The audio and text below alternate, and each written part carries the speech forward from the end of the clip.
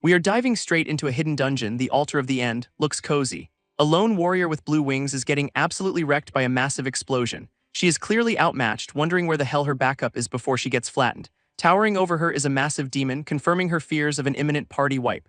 This hidden boss, Ember, is at 10% health but still has time for classic villain monologuing.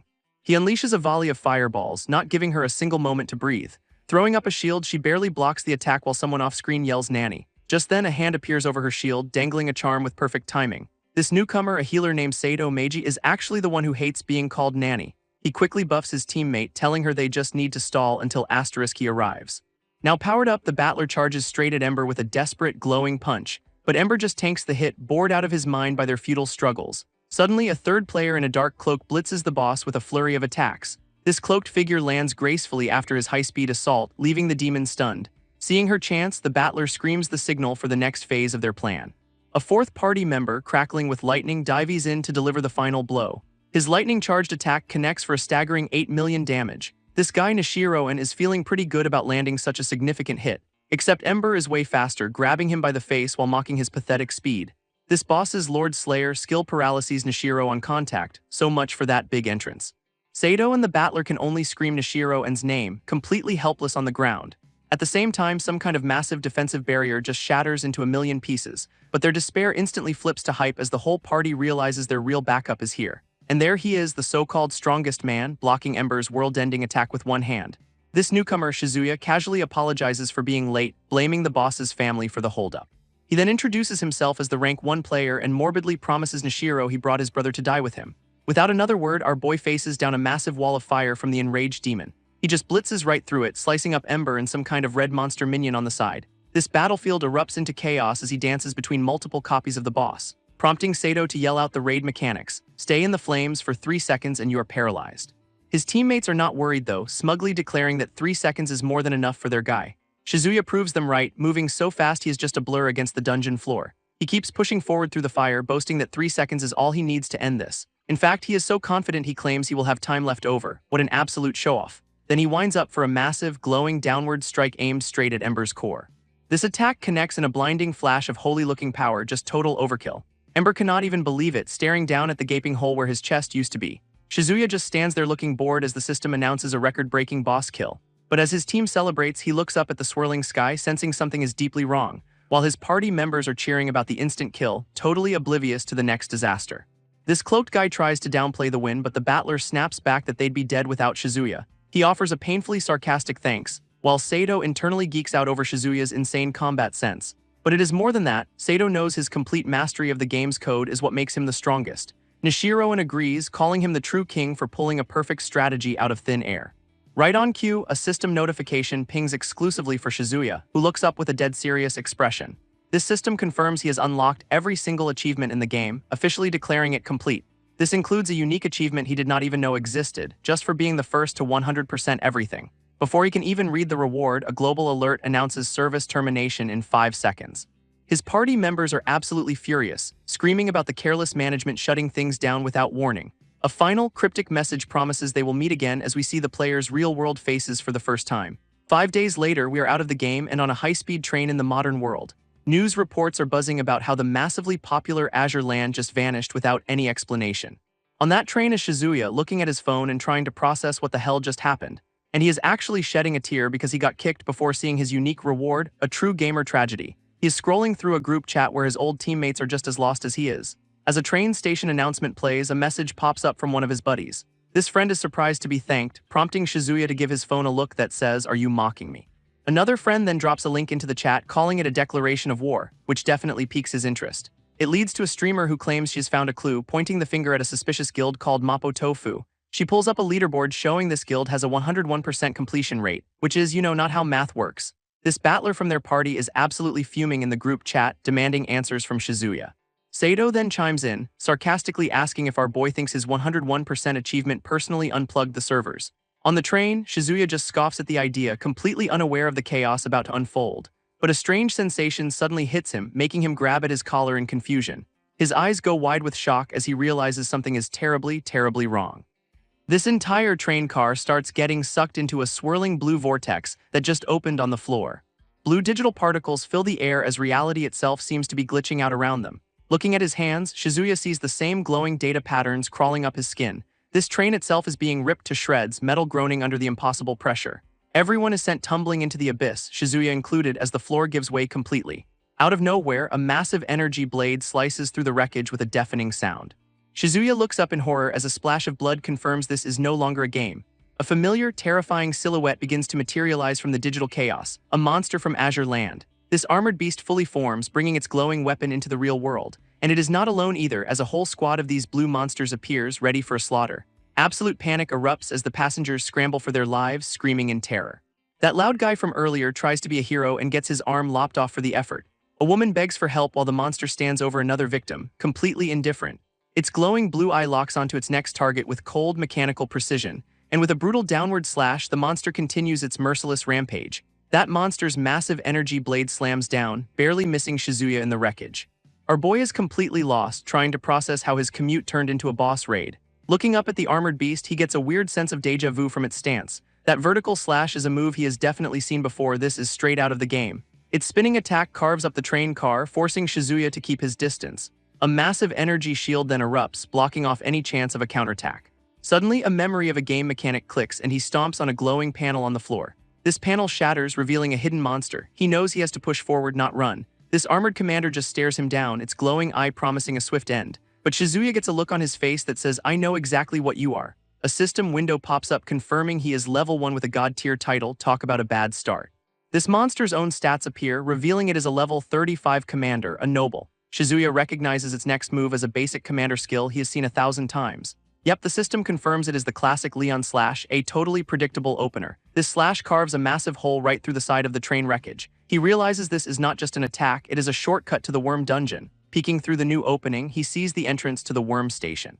Shizuya steels himself, knowing this is his only way out of this mess. Of course, the monster is right behind him, making it very clear who the target is. He immediately bolts, realizing a level 1 player has zero chance in a straight-up fight. Staring down the commander, Shizuya knows he has to take a massive gamble. For a second, he'd forgotten this was real life, where one wrong move gets you killed.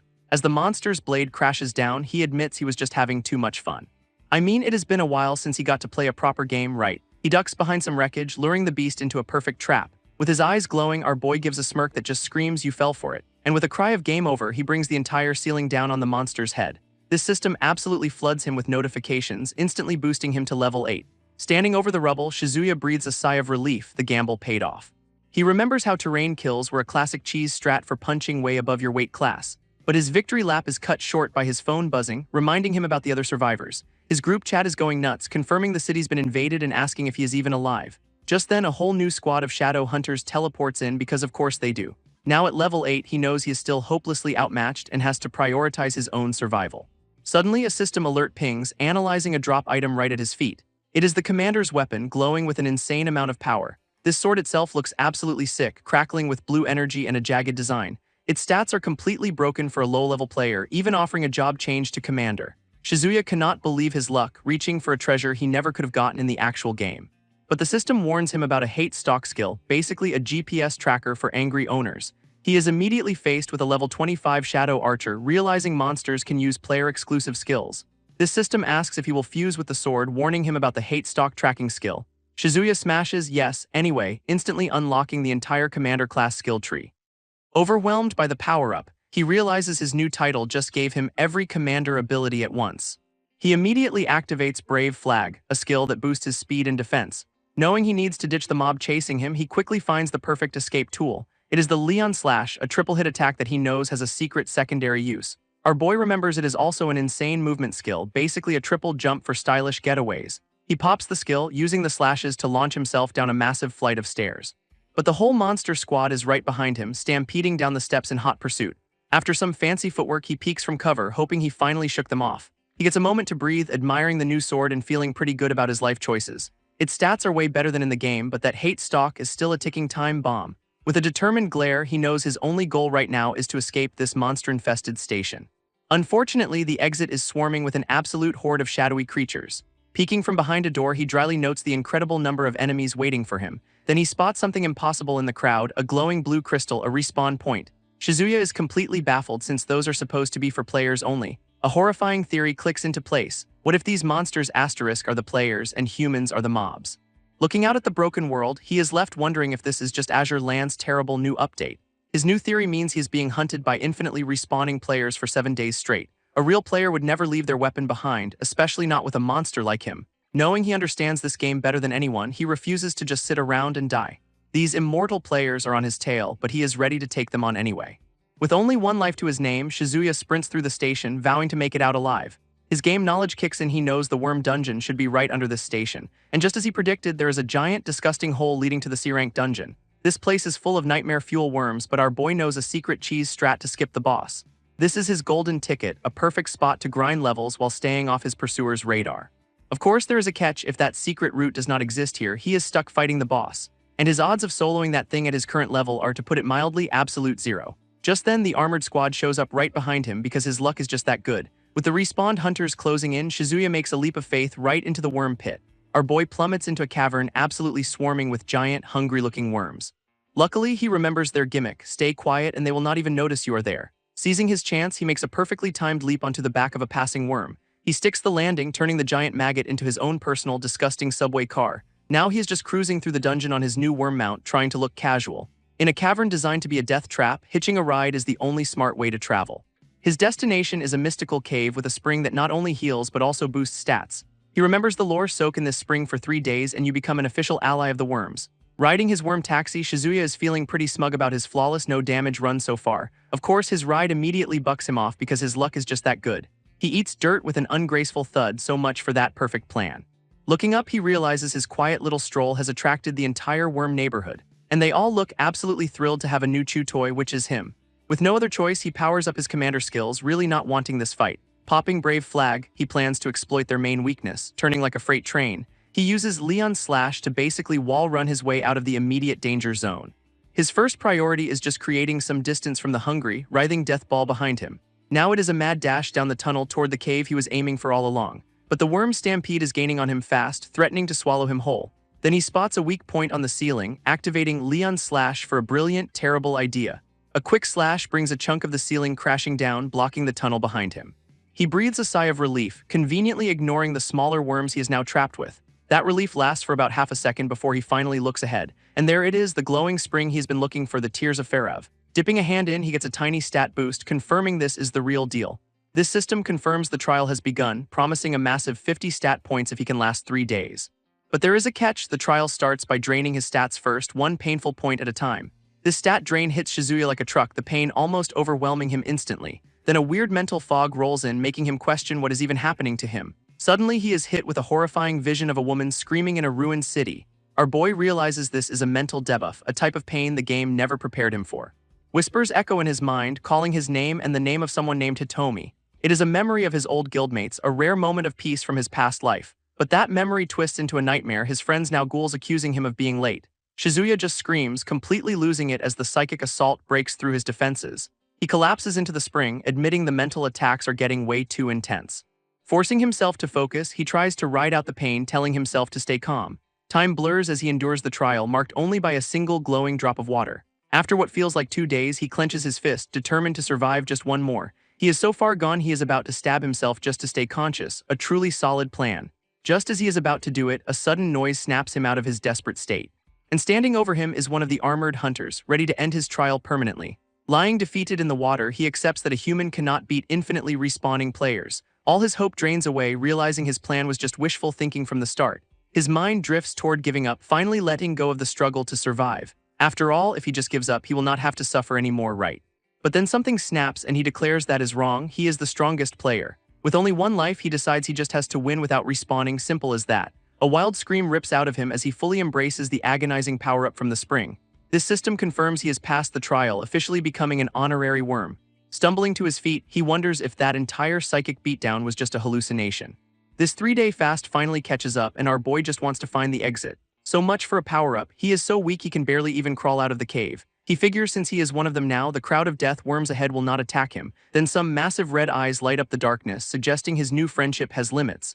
This look on Shizuya's face says it all. He knows exactly what is about to show up. And there it is, the dungeon boss, the big worm, here to say hello to its new best friend.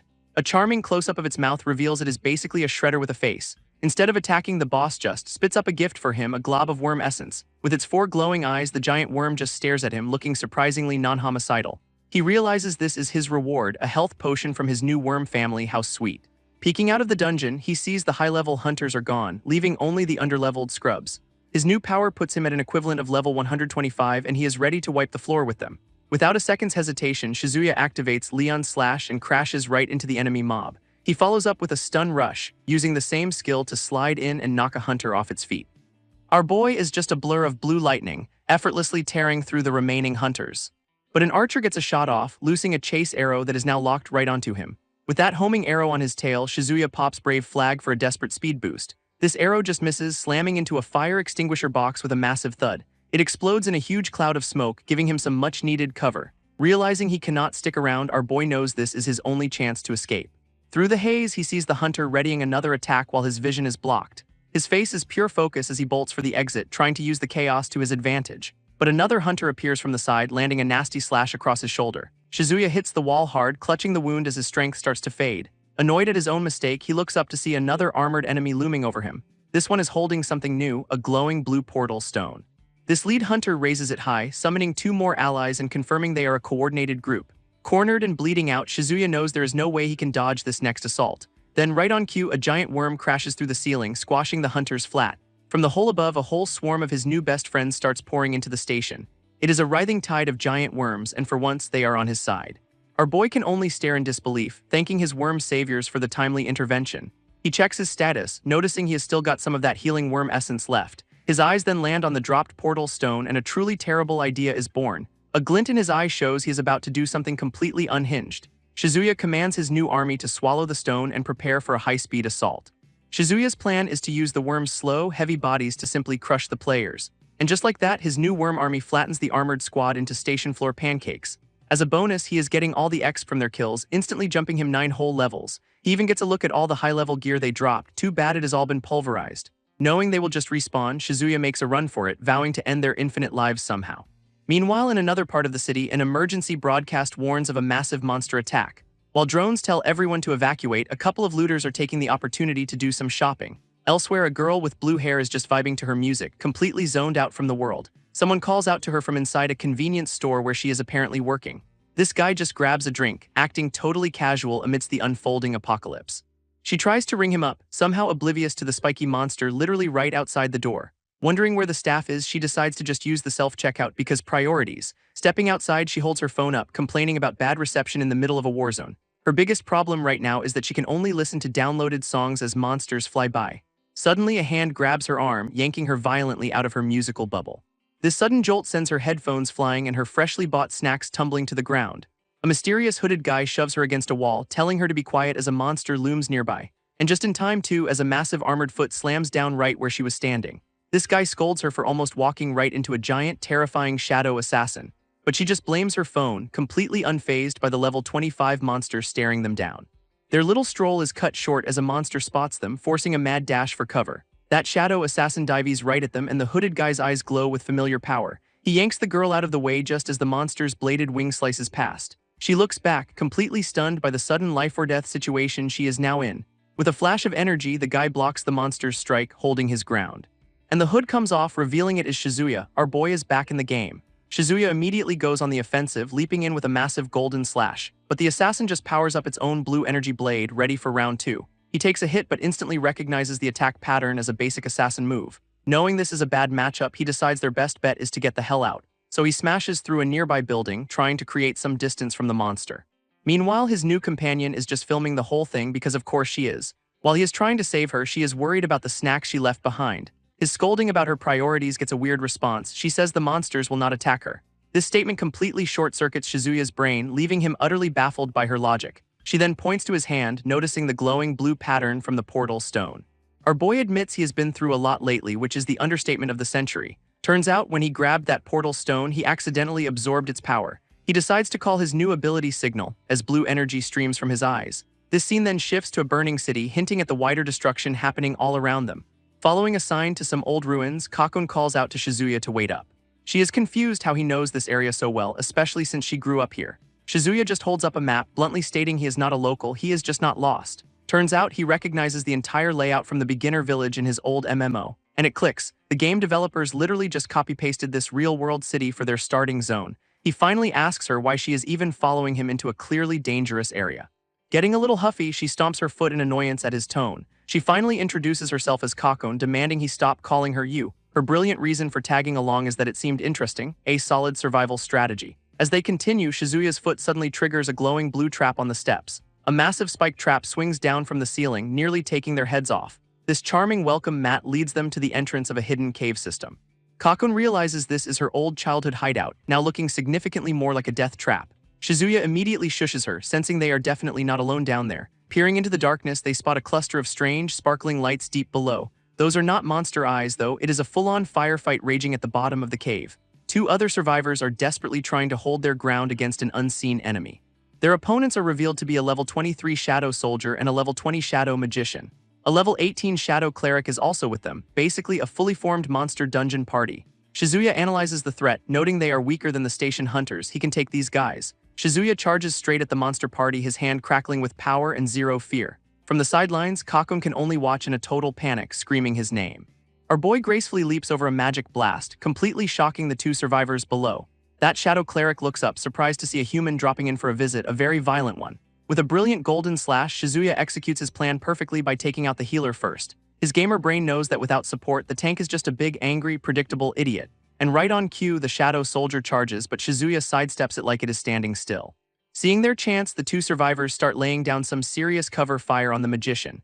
Those remaining monsters share a look, probably coordinating their next spectacularly bad idea. In response, the soldier throws up a massive ice wall, completely blocking the incoming bullets. That wall shatters almost instantly under the relentless gunfire from the survivors. But then the monsters are just gone, leaving the soldiers totally confused in the aftermath. Shizuya casually strolls over, telling them to save their ammo since the monsters have retreated for now. His reward for saving them is a gun to the face, as the soldier demands to know who he is. Kakon immediately jumps to his defense, insisting he is human. Thanks for clearing that up. She explains he is the one who saved her back in town, which seems to calm them down a bit. This female soldier, clearly in charge, lowers her weapon and suggests they all talk inside. It turns out they are army reserves, and this cave is a makeshift base for a whole group of survivors. Hearing this, Kakon gets ridiculously excited, announcing she trained at the very same school. Their leader explains the mission went sideways when comms were cut, forcing them to flee here from the monsters. This lead soldier explains these are the only civilians they managed to save from the hundreds they started with. Shizuya just tells her she has done more than enough since this whole apocalypse is beyond common sense. She knows the monsters will not just let them leave, and our boy agrees with a grim prediction of his own. This cave is not just a cave, it is a mandatory beginner's dungeon from his old MMO. And he knows exactly who the bosses are, the level 15 twin demons, one for artillery, one for speed. This male soldier chimes in, perfectly recalling the male demon's slow but powerful magic attacks.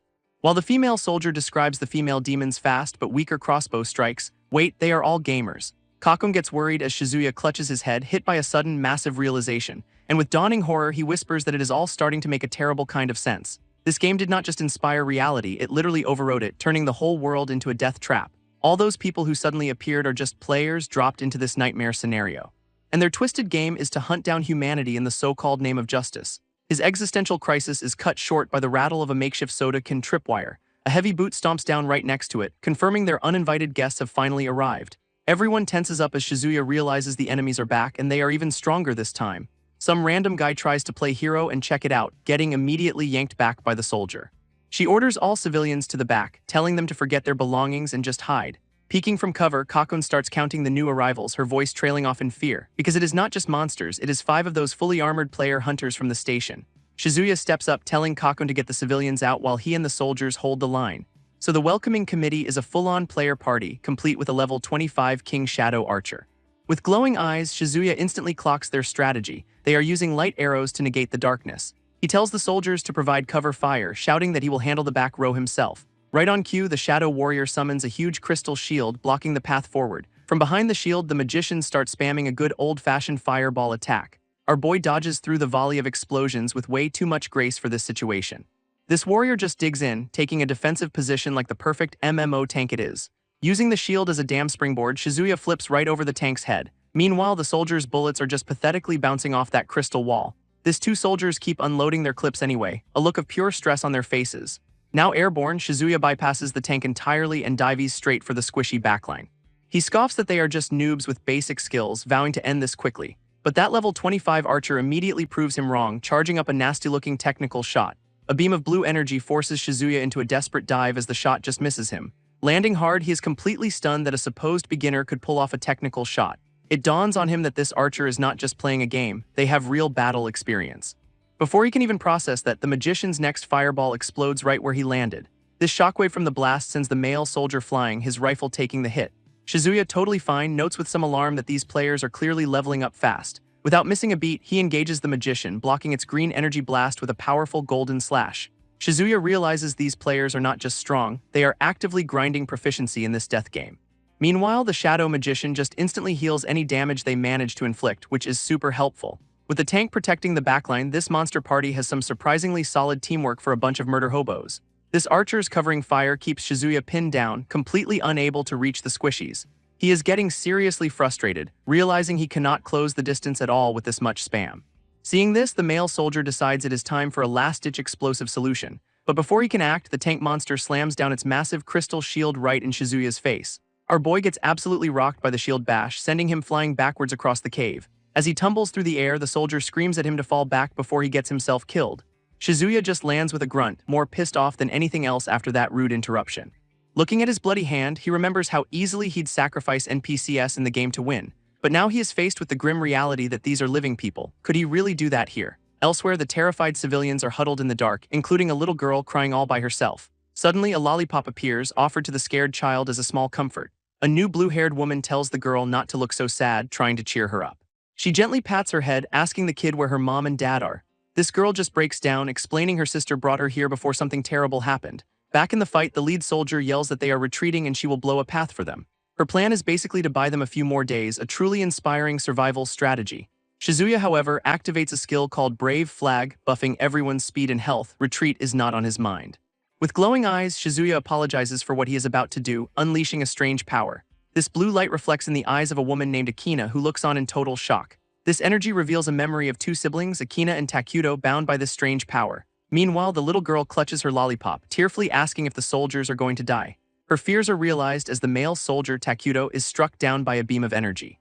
This female soldier, Akina, watches in horror, realizing her brother kept a terrible secret from her. Shizuya then stands over the body, coldly stating he had to sacrifice him to defeat the players.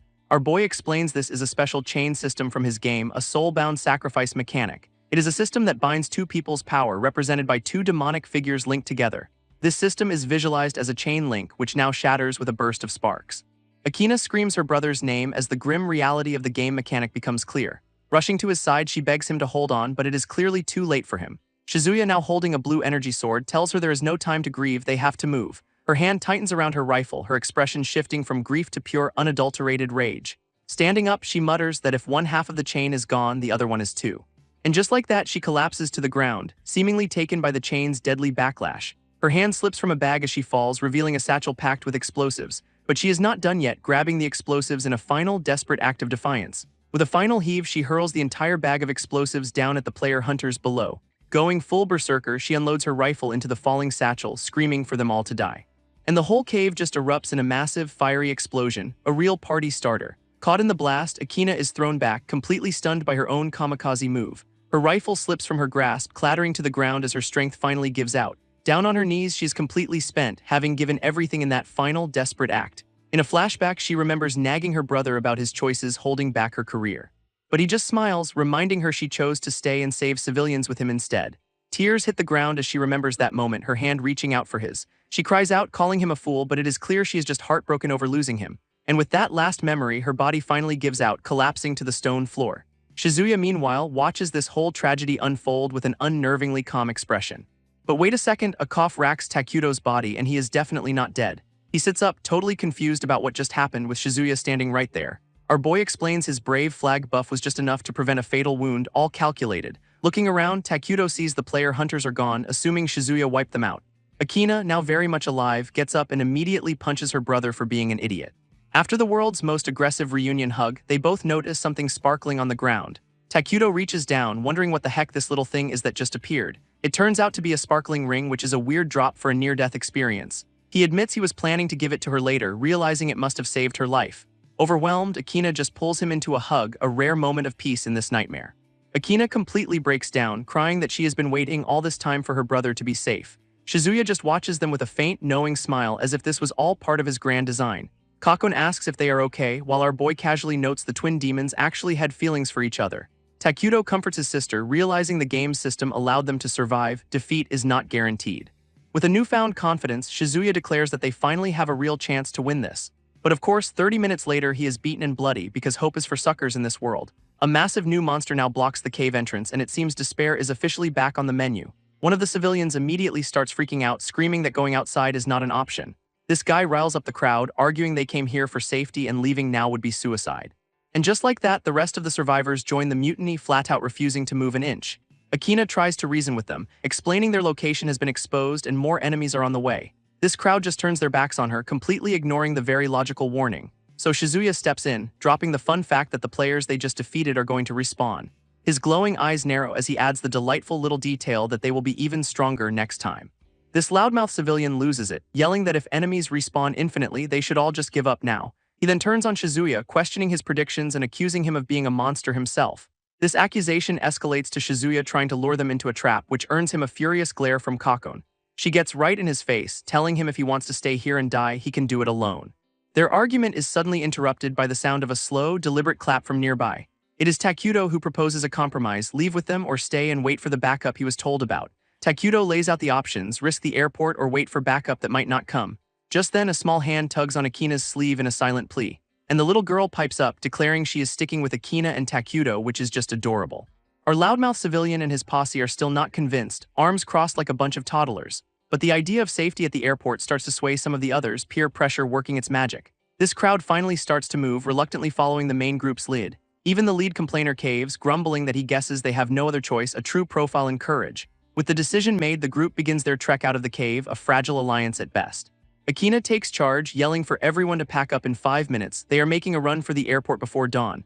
As they walk, Kakon quietly gets Shizuya's attention, clearly having some questions. Akina asks the big one, how does he know for sure the players will just respawn and come back? Kakon presses him too, wondering how he has got an instruction manual for a world-ending disaster. Shizuya starts his lecture on game mechanics, explaining players have two huge advantages, the first being constant growth. This second and much worse advantage is that players can respawn infinitely to try again. He compares it to a dungeon run: you can fail 1,000,000 times, but you only need to win once. With that grim logic, he states that as long as the system is like this, they, the bosses, cannot win.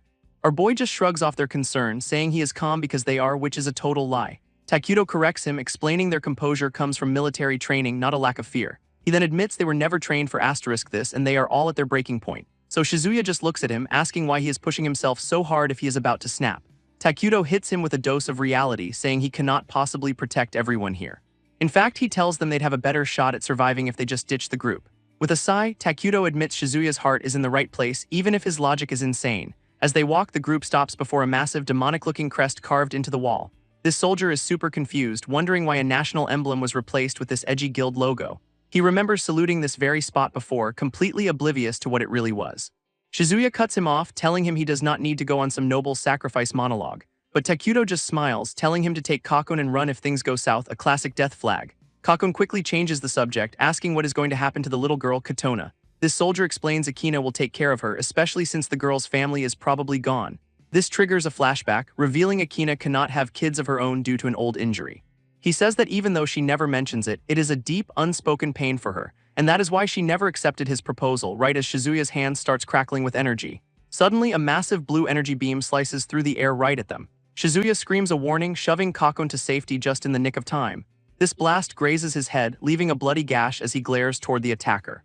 Both Kakon and Takuto are completely frozen, staring in absolute shock at the ambush. Behind them, the civilians are understandably freaking out, their brief moment of hope shattered. Bleeding from his temple, Shizuya confirms his worst fear: the players are back already. His eye glows with that familiar blue light, and you just know someone's about to have a very bad day. But the beam was not for him. It punches straight through little Katona's chest, just like that. As she falls, the little girl calls out for Akina, her big sister, in her final moments. This entire group just stands there, completely stunned by the brutal, calculated attack. This sends Akina into a rage, screaming Katona's name with pure, unfiltered fury. Ignoring all reason, she charges forward with her pistol, ready to get some payback. Meanwhile, Shizuya and Kakon are already on the move, trying to get out of the line of fire. Our boy puts it together instantly. That archer was way too skilled to miss, so they were never the real target. It was all a feint to take out Katona, and the player is already bouncing.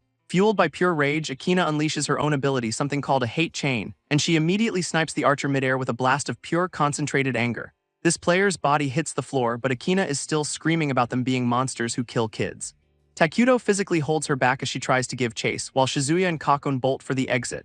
But Shizuya is screaming at them to come back, realizing they are running right into a trap. His warning comes too late as a massive stone foot slams down right in front of them, and our boy is kicking himself, suddenly remembering a crucial detail he'd completely forgotten. It is a G-Golem, a level 40 allied unit designed to guard the dungeon entrance from intruders. He recalls a famous exploit where players used a bug in its hate system to cheese bosses inside the safe zone. At that moment, the cave entrance starts to seal itself shut, trapping them on the wrong side. And of course, the archer they just took down gets right back up. Hand crackling with energy, respawns are fun. This player immediately goes on the offensive, attacking the now crippled golem. Kakon points out the respawned archer is absorbing the golem's energy, which is obviously not great. A system prompt then confirms the player just got a title for conquering the cave, adding insult to injury. Shizuya realizes with dawning horror that to these guys he is just a walking bag of XP. All their suffering, their bonds, their entire reality is just a game for these invaders to consume.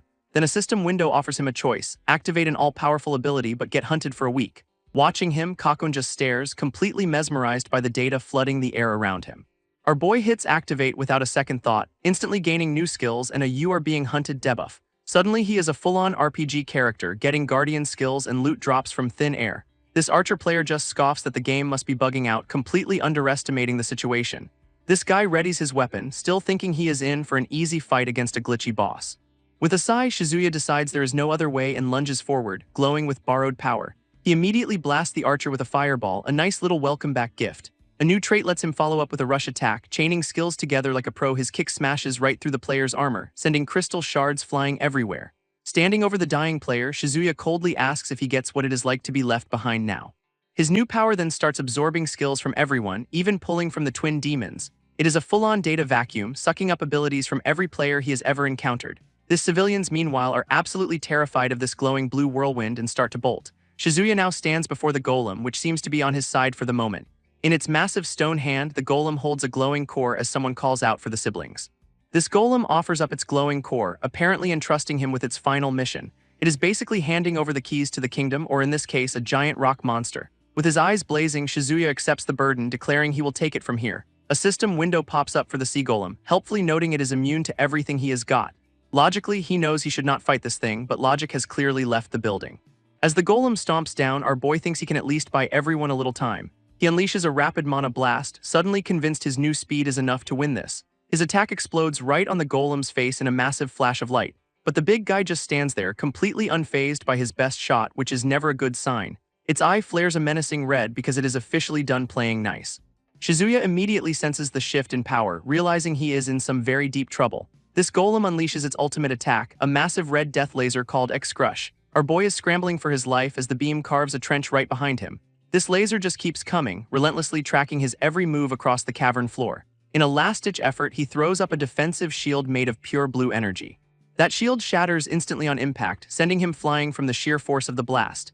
He goes tumbling hard across the ground, the borrowed power not quite enough to save him. From the cave entrance, Kakon and the others can only watch and scream his name in terror.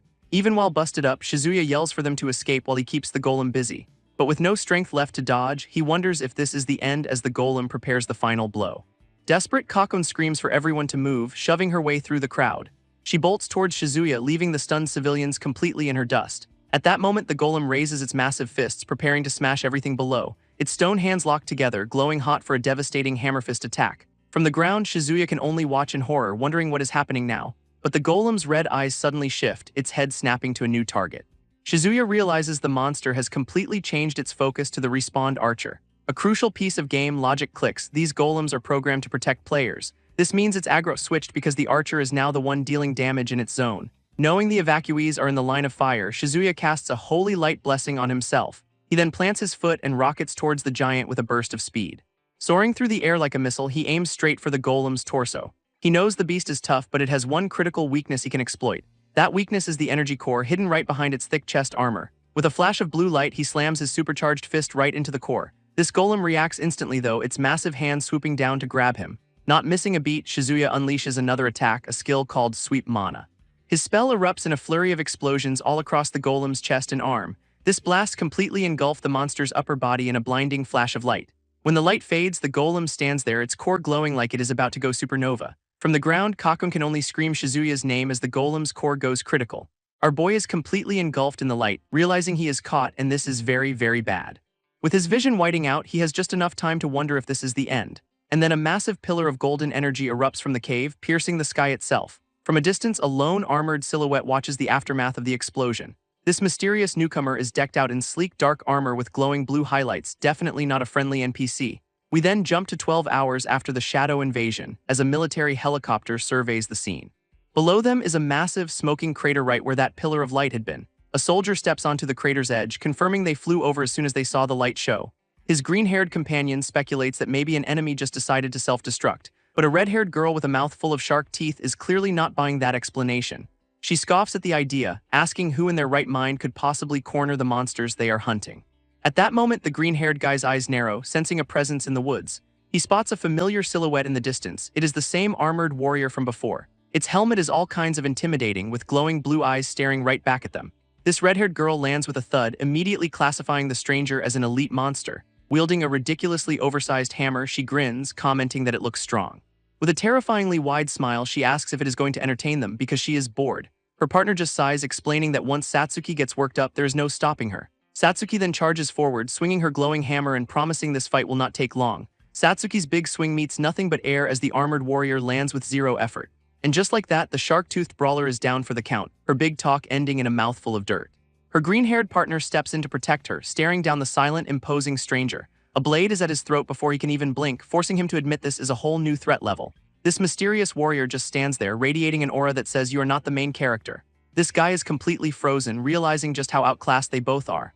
But instead of finishing them, the warrior just turns and walks away into the light, mission apparently complete. Satsuki scrambles up, absolutely furious they were spared, screaming that they are being underestimated. Her partner, however, speculates that maybe they were not the real target to begin with. Then we cut to a weirdly peaceful scene with little floating toys, a total mood shift. And Shizuya's eyes snap open because he is definitely not in a crater anymore. Instead, he is greeted by the sight of a cute bunny plushie on a shelf.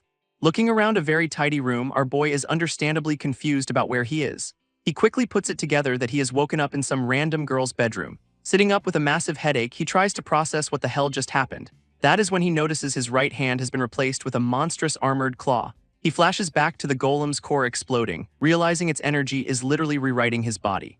With his new claw, he pulls up a system window to check the damage or the upgrades. This screen confirms he absorbed traits from the twin demons and the golem, not just players. He calculates that based on all the new specs, he has probably jumped to around level 25. Shizuya wakes up in a strange room, complete with a new monster arm and zero context. His attention is immediately grabbed by the smell of food wafting through the air. Along with a singing voice so bad it could probably kill a small animal. This source of the good smell, at least, is a perfectly normal fried egg. A blue-haired girl with headphones turns around, casually offering him breakfast like it is a normal Tuesday. Peeking out, our boy is just trying to figure out if this is a fever dream. He cannot help but think what a peaceful, everyday scene this is, completely ignoring the apocalyptic hellscape burning just outside the window. Yeah, the city is a smoldering ruin drenched in rain, but breakfast is served. Through the window, they are having a totally normal meal as she asks for a food review.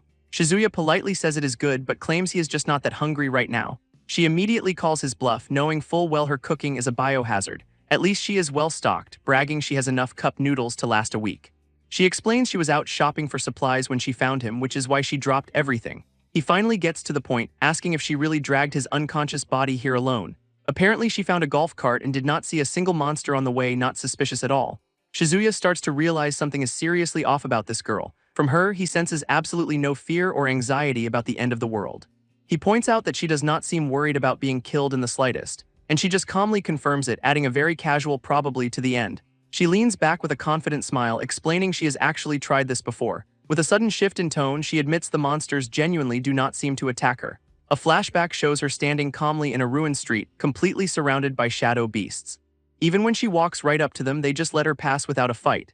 These hulking monsters will not even give her the time of day, talk about a passive ability. Back in the present, she speculates it is some kind of superpower, just like his new arm. Shizuya asks if she can see any game-like panels, but she confirms she has got nothing. He then decides to show, not tell, as his arm begins to morph into something new.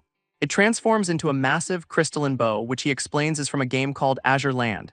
He lays out his theory that the apocalypse is the game made real, and she just listens intently. Of course, she immediately declares her do not get eaten power is way cooler, much to his annoyance. But talking it through makes Shizuya realize just how screwed humanity is if he is right. So she cuts to the chase, asking him what his next move is going to be.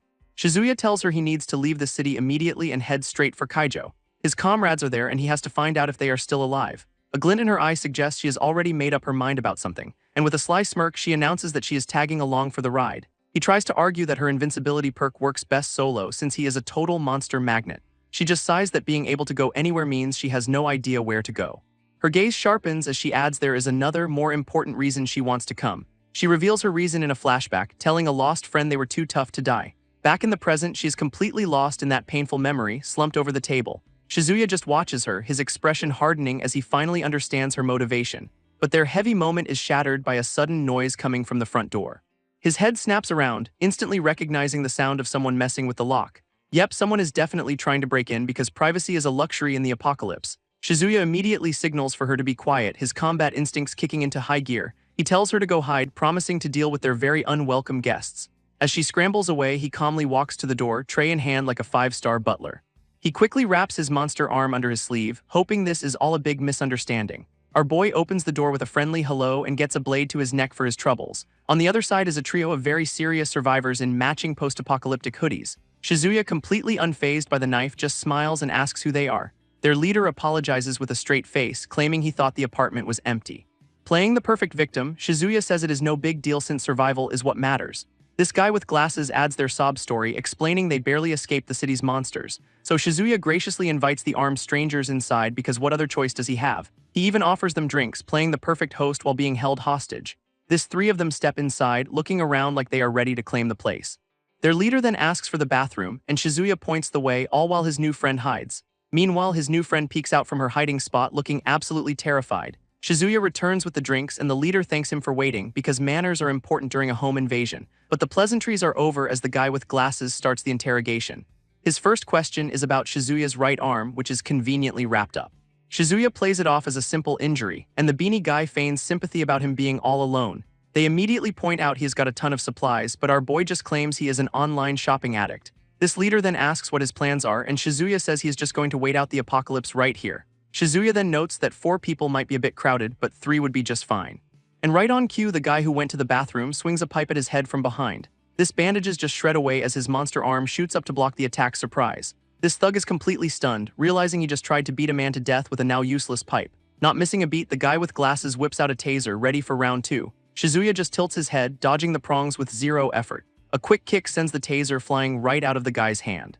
And the follow-through connects squarely with his jaw, sending him to the floor. Enraged, the beanie-wearing leader charges in to avenge his fallen comrade. Shizuya just pivots and slams his armored fist right into the guy's face. With the thugs down, his arm morphs into a blade, and the glasses guy can only stammer out one word: monster. This terrified survivor asks if he is a monster in disguise who lured them in, and Shizuya just confirms it. Looking down at the 2 unconscious idiots, Shizuya coldly admits that yeah, he is a monster now, and it is a good thing too. He smashes the taser with his blade arm, telling the thug he is not the kind of victim he was hoping for. With his weaponized limb raised high, Shizuya finishes the thought, he is definitely not a helpless civilian. But his big moment is cut short when the blue-haired girl screams for him to stop. Turns out the leader of these goons managed to sneak up and grab her from her hiding spot. And now there is a knife pressed right against her throat, completely flipping the script. This purple-haired punk threatens to kill her because hostages are always in style during an apocalypse. He smugly points out he knew Shizuya was not alone while she apologizes for getting caught. Shizuya, however, says he is the one who should be sorry for underestimating the situation.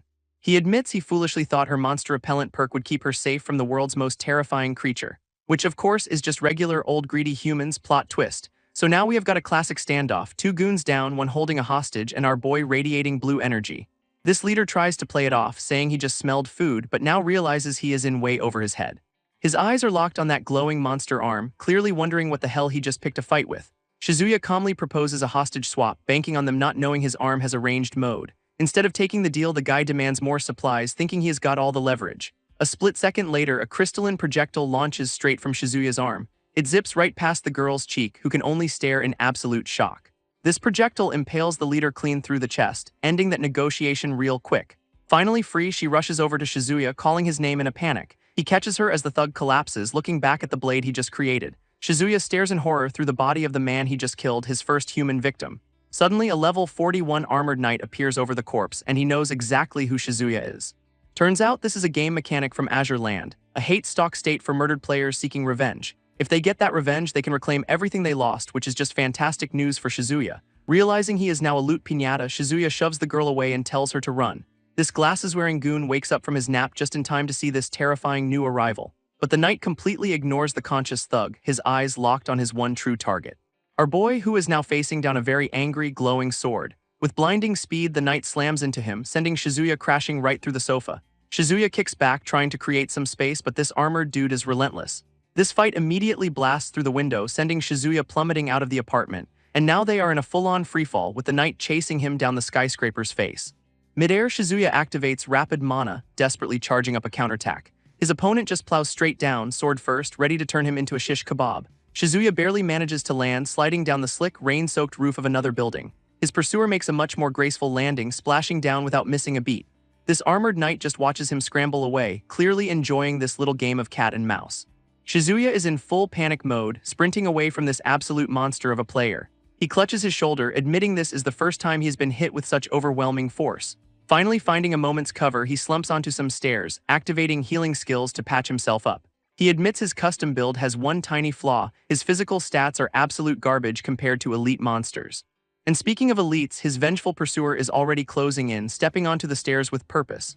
This armored knight just looms at the bottom of the stairwell, radiating pure "I am about to end you" energy. Not waiting to get cornered, Shizuya fires off a sweep mana blast to see what this guy's made of. This attack connects, but the knight just tanks the hits like they are mosquito bites, absolutely zero effect. With a terrifyingly calm pace, the shadowy figure begins his slow, inevitable ascent up the stairs. He then fires back with a technical shot, a precise blast of energy aimed right at Shizuya's head. Before our boy can even react, the knight follows up with a powerful attack, closing the gap in an instant. A massive slash of blue energy tears through the air, aimed to slice Shizuya clean in half. He just barely dodges and continues his mad dash up the stairwell, trying to create some breathing room. Shizuya even throws a few shots over his shoulder, hoping to slow the guy down even a little bit. That is when he realizes the game's map system is useless here. It is 2D, so he cannot track vertical movement. This gives him an idea: use the stairwell's tight corners and multiple levels to outsmart his opponent. So he sets a little trap, pouring out a jug of something very flammable all over the steps. Leaping over the railing, he casts a fireball right at his trap because this stalker needs to go. This whole area just erupts in a massive explosion, engulfing the knight completely. It is so powerful it blows out the windows of the building, a pretty solid fireworks display. Landing safely below, Shizuya watches the inferno, hoping that finally did the trick. But of course, a silhouette just walks right out of the fire like it is a warm bath. This knight's eyes lock onto him, completely unfazed. Yeah, this is definitely going to be a problem. Turns out this unkillable knight is a priest class using Saint Breath, because nothing says holy like being on fire. Shizuya watches from above, wondering if this is just the first of many shadows coming for his head. His pursuer is already ahead of him on the stairs, firing off another energy blast with absolutely zero chill. Our boy finally admits this guy is on a completely different level than the cave monsters he is used to fighting. He recalls surviving the train incident only because he knew the enemy's skills and could use the terrain. But this new opponent is a whole different beast, and he will not be getting any second chances. Just then, a massive bolt of lightning cracks across the stormy sky, really setting the mood. Shizuya glances out the window at the storm, and you can practically see the gears turning in his head. A sudden spark of inspiration hits him. He has got a plan, and it is probably insane. Looking up the stairwell towards the roof, he decides it is time to try a new method. Meanwhile, the blue-haired girl is now out on the rain-soaked streets looking for him. She is completely drenched, calling out Shizuya's name in a desperate search through the downpour. Hearing the sounds of battle from the building, she starts to seriously panic about his safety. That is when she spots another shadow monster down the street, this one crackling with green energy. She immediately assumes it is a friend of the night because of course the Terminator brought backup. Realizing the situation is spiraling out of control, she feels completely helpless, wondering what to do. Then her eyes land on a nearby truck and a very dangerous idea starts to form. Without a second thought, she hops into the driver's seat, ready to cause some serious property damage. Since the monsters ignore her, she figures this is her one chance to actually contribute to the fight. Down below, the new shadow monster looks up, its glowing eyes locking right onto her. Uh-oh. This storm rages over the city, lightning cracking across the sky. Up on a skyscraper, Shizuya stands in the rain, ready for his final gambit. His stalker emerges from the stairwell, finally cornering him on the roof. That green glowing shadow the girl saw earlier also makes its grand entrance. Shizuya just smirks because his absolutely insane plan is about to kick off. Leaping down, the knight taunts that our boy has nowhere left to run. With a look of pure resolve, Shizuya commits to whatever he is about to do. A massive magic circle begins to form on the rooftop, centered right on him. It flares to life, runes glowing as he channels an incredible amount of power. He is pulling in energy from the storm itself, preparing one hell of a move. In a flash, his arm morphs into a massive crystalline spear aimed at the heavens, but a new player drops in, demanding to know who the knight is targeting. This newcomer slams a giant hammer down, completely interrupting the standoff with a massive crash. Its impact sends a huge shockwave across the rooftop, scattering water everywhere. This wielder is a pink-haired girl, and she has got her eyes locked on the knight. She tells the armored stalker to forget Shizuya and fight her instead. But the knight just boasts that thanks to his comrades, he has reached a new level of power. Our new arrival is clearly not impressed, saying she is just really irritated by this whole scene. Without another word, she charges forward, ready to throw down with the hunter. And while they are busy, Shizuya uses his arm as a grappling hook to make a tactical retreat genius. While the rooftop brawl kicks off, Shizuya makes a tactical retreat, swinging between buildings. This pink-haired warrior watches him go, calling him creepy for lacking any fighting spirit. Her attention then shifts to the other combatant, wondering who this other wild person is. Turns out Shizuya did not get far at all. He is already fighting that green glowing shadow on another roof. This new stalker immediately lands a clean hit, catching our boy completely off guard. Shizuya desperately parries with his blade arm, locked in a brutal clash with the new enemy. This green shadow poses dramatically on a thin wire, looking like it is enjoying this a little too much. It follows up with a massive attack, forcing Shizuya to scramble back to avoid getting crushed. But any damage he inflicts is instantly repaired as green energy stitches the shadow's armor back together. Yep, it is that Saint Breath skill again. Apparently these stalkers have a dedicated healer on call. Shizuya realizes he is just getting worn down because his opponent basically has an infinite health cheat enabled. With its regeneration in full effect, the green shadow lunges forward for another relentless assault. Our boy knows his only chance is to somehow sever that healing connection, but he has no idea how. This green knight closes in, raising its weapon for what looks like a fight-ending strike. Suddenly, the green aura vanishes, and Shizuya realizes the priest must have been taken out. Looking down at the street, he spots a vehicle and wonders if his companion could be responsible. And she absolutely is. The blue-haired girl is in the driver's seat, celebrating a successful mission. She confirms the monsters still ignore her, even as the original knight stumbles in the street nearby. With a wicked smile, she grabs a lever, ready to cause some more chaos to help out. Through her windshield, she sees the priest get blasted by an energy beam from an unseen attacker. And just like that, the green shadow gets zapped by that same mysterious energy beam. From her driver's seat, the blue-haired girl watches this new development in total shock. This mystery shooter is revealed, a long-haired, masked individual with a glowing blue weapon.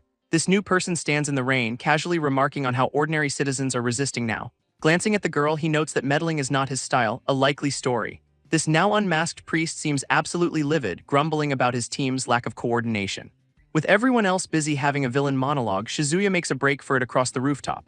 That escape plan is immediately cancelled as the original Blue Knight crashes down, blocking his path. He is already powering up another Leon Slash, and our boy looks like he has seen a ghost. With no time to think, Shizuya throws up his blade arm, barely deflecting the attack. This knight does not miss a beat, immediately following up with a solid kick to the jaw. Sent staggering back, Shizuya can only watch as the knight stomps, shattering the rooftop. Yeah, he is in deep trouble, and he absolutely knows it. With zero hesitation, the armored stalker closes the distance for the final blow. Shizuya acknowledges that was a close call. Another second and it would have been over. It finally clicks that these guys are essentially fighting like high-level Azure LAN players. Not only do their stats increase, but their skills improve with every clash, making a long fight a death sentence.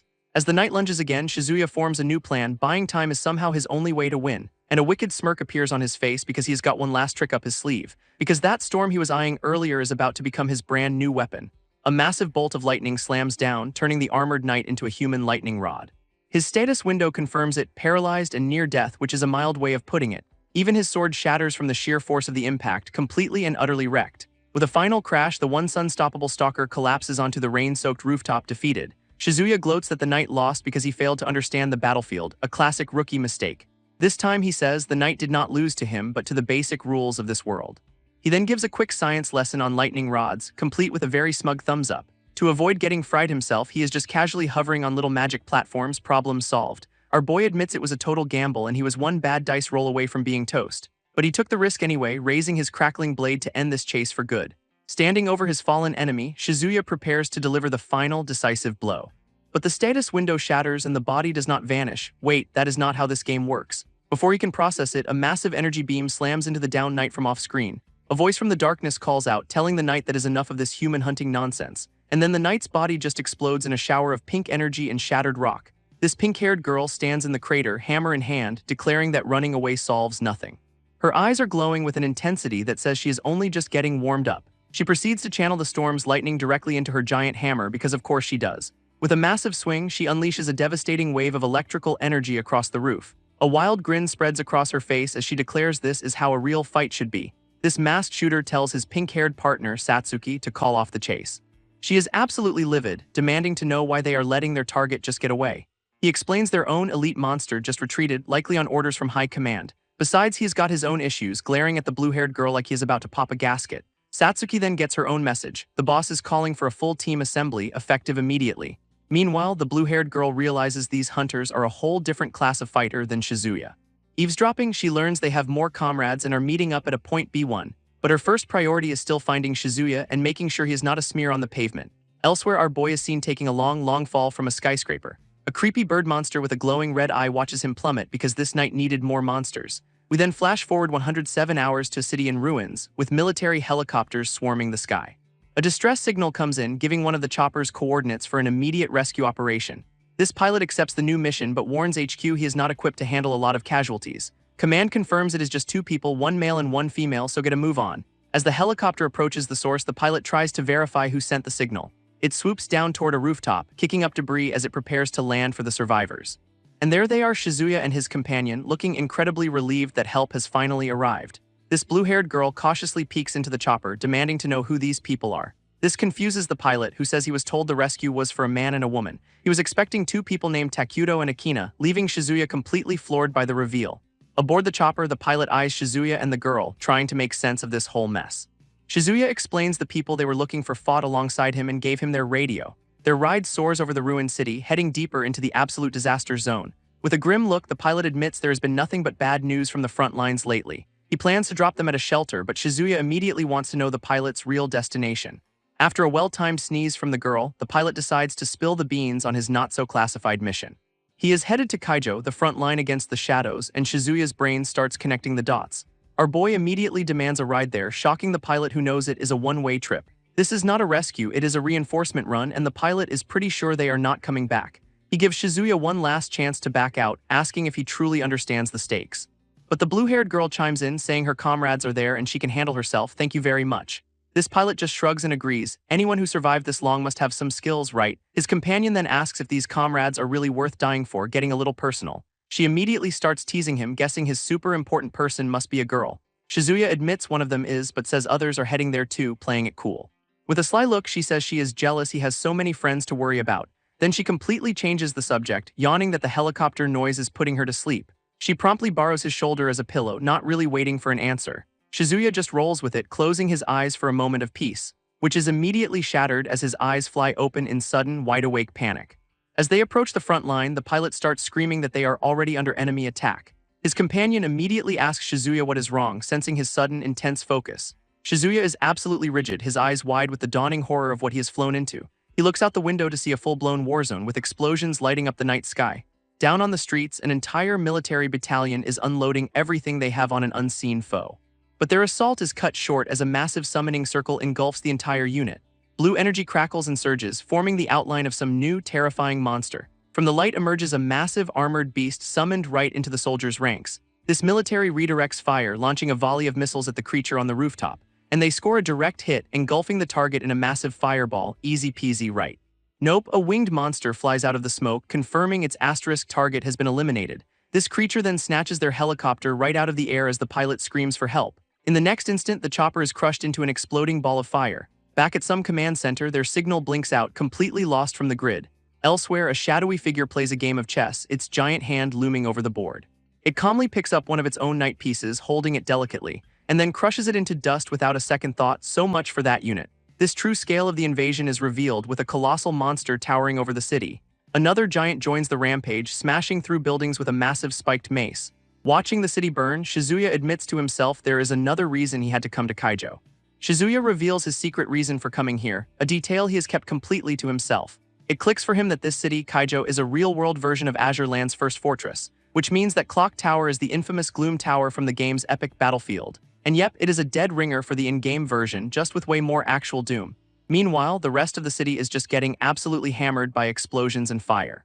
One of the soldiers is having a full-blown meltdown, realizing their modern weapons are a joke. Because yeah, machine guns do not do much against giant, flying fantasy monsters. Inside another chopper, their targeting systems are completely fried, forcing them to aim manually. A different guy notes the enemy already knows all their tactics, making military intel useless. From a monitor, he watches the chaos, thinking about the grind it took to get his secret weapon.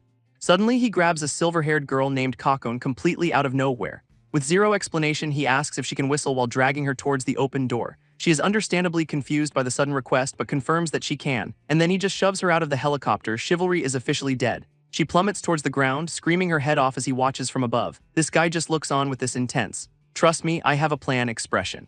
His plan arrives right on cue. A massive armored dragon swoops in to catch her mid-fall. With his friend safe, he summons a massive glowing blue sword to join the fight. Now standing on the dragon's back, he looks every bit the epic tier player he is. Back in Shizuya's ride, the pilot and the girl are stunned, recognizing this new arrival. This guy who pushed Kakon out of the chopper screams for someone to run away now.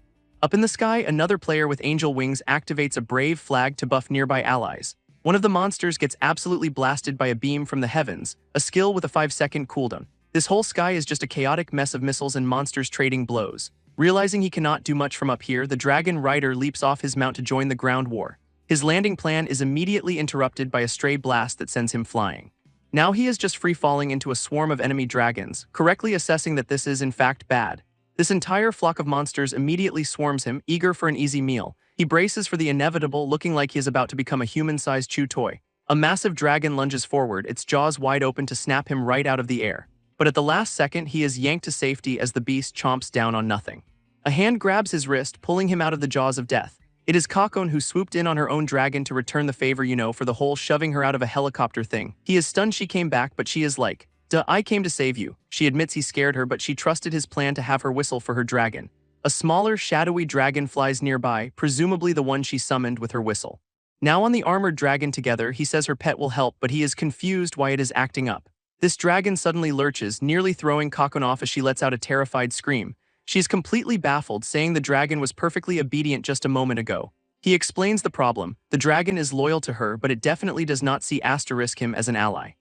This dragon rider realizes her mount is a griffin type, a creature of virtue that instinctively protects its master, which explains why it is going absolutely berserk trying to shake him off its back. This beast slams right into a skyscraper, clearly not a fan of its +1 passenger. Her companion gets pinned by the dragon's wing, taking the full bone-crunching force of the impact. As the dragon flies off without them, he desperately yells for it to wait.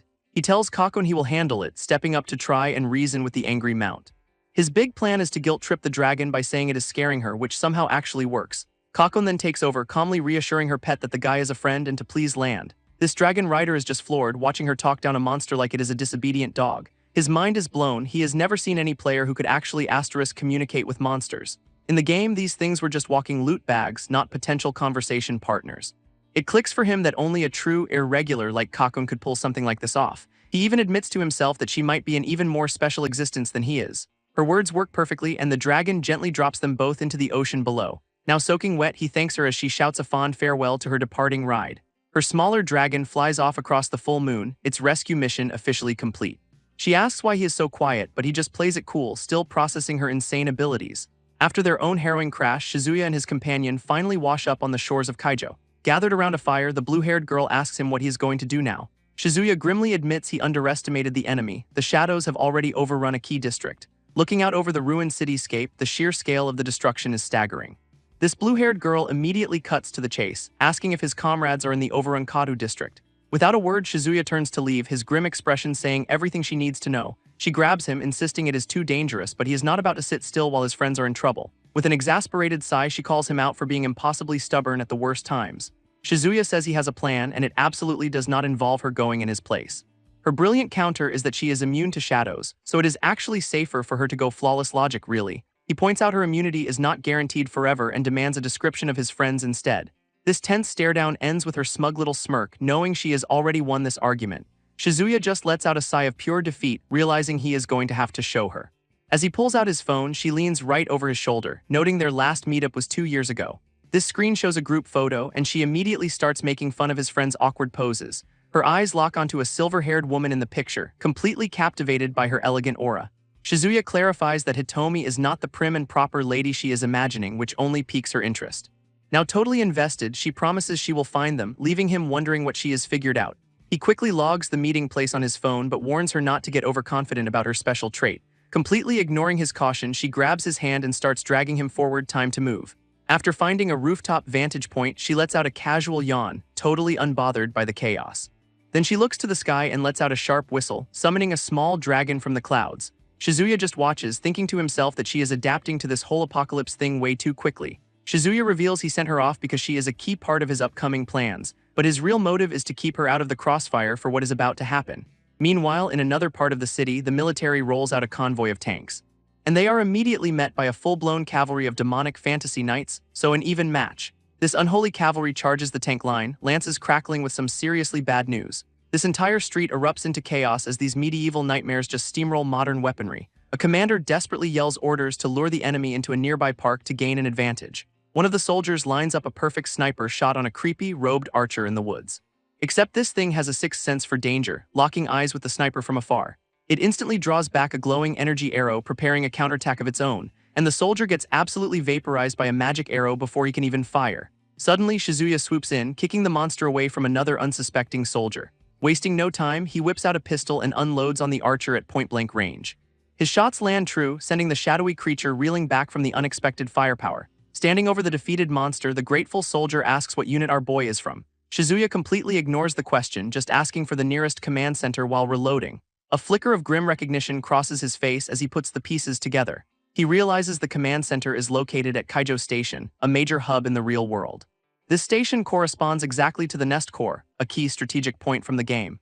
Convinced he can meet the goddess of humanity there, he takes off at a sprint and immediately eats dirt. Shizuya decides to keep his special powers under wraps, pretty sure humanity will not throw him a parade. Down below, soldiers are storming the subway station, guns at the ready for a sweep and clear. Believing the area is secure, our boy heads inside, figuring the trains should still be operational.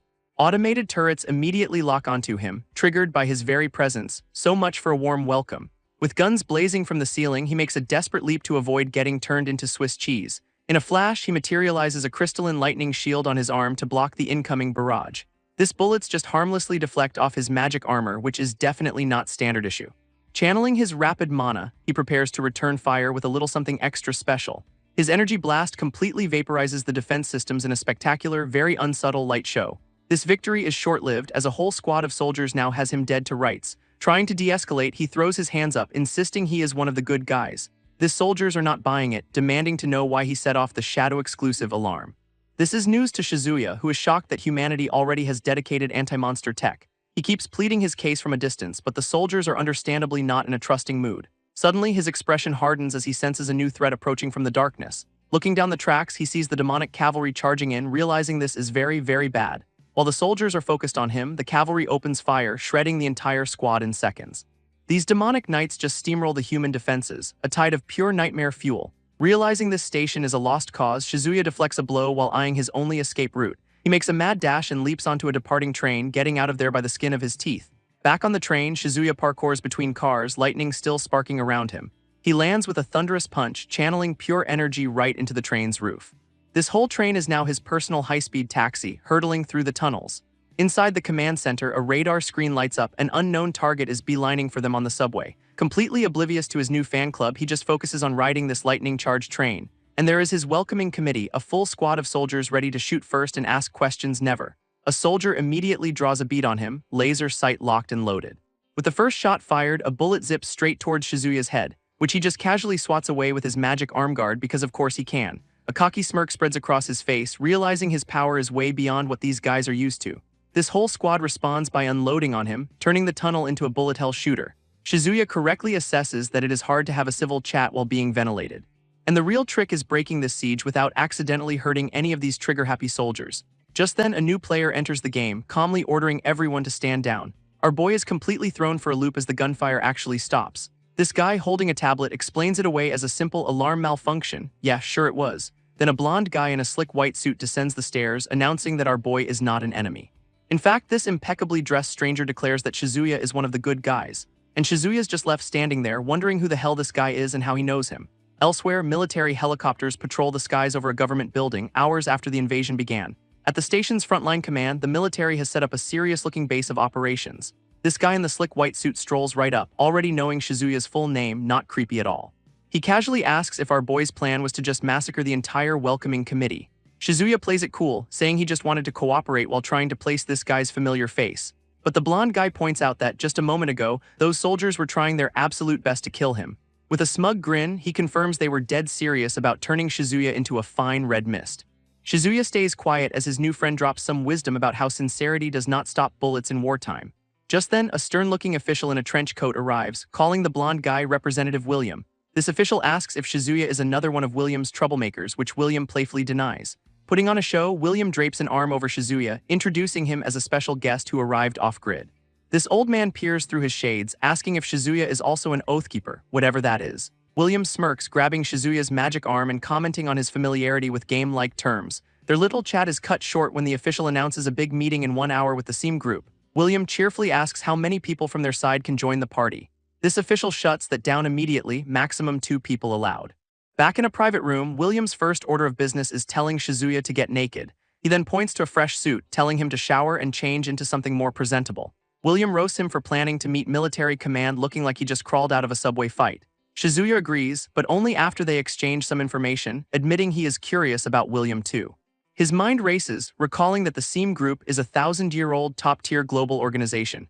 Shizuya recalls the SEAM Group's massive influence, dabbling in everything from finance to high-tech research. They have got their hands in robotics, mechanical science, and basically every other cutting-edge field imaginable. And oh yeah, they also created Azure Land, the very game this whole apocalypse is based on. So Shizuya wonders just how much this megacorp actually knows about the world ending. William claims they know less than you'd think, since the Shadows have thrown global networks into total chaos. He casually mentions his people came up with the name Shadows, while Shizuya gets ready for his debrief. Behind the shower door, Shizuya asks if the turrets targeted him because he was flagged as a shadow. William confirms it but says it is no big deal, he can just add Shizuya to the system's whitelist. Our boy is pretty shocked they have built a whole anti-monster detection network in just a week, but William explains it is like a beta test, claiming the overwrite of reality actually started 2 weeks ago. Suddenly, a holographic interface pops up right in front of him, mid-shower, talk about invasive tech. Apparently, they'd been running secret tests in remote locations and sharing data with global powers. Shizuya puts it together. They knew this was coming but kept the public completely in the dark. With a smug smile, William justifies it by saying a public warning would have just caused confusion. While washing up, Shizuya realizes that if William is naming the monsters, the world's elite must know the link to Azure Land. Still, the military's hostility suggests they do not fully trust the SEAM group, hinting at a more complex game. Shizuya calls him out, suggesting maybe this chaos could have been avoided with a heads-up, which William deflects. His excuse is they only had basic intel on the enemy, with no idea about their tactics or timing. Now clean and getting dressed, Shizuya seems to be processing all this new, shady information.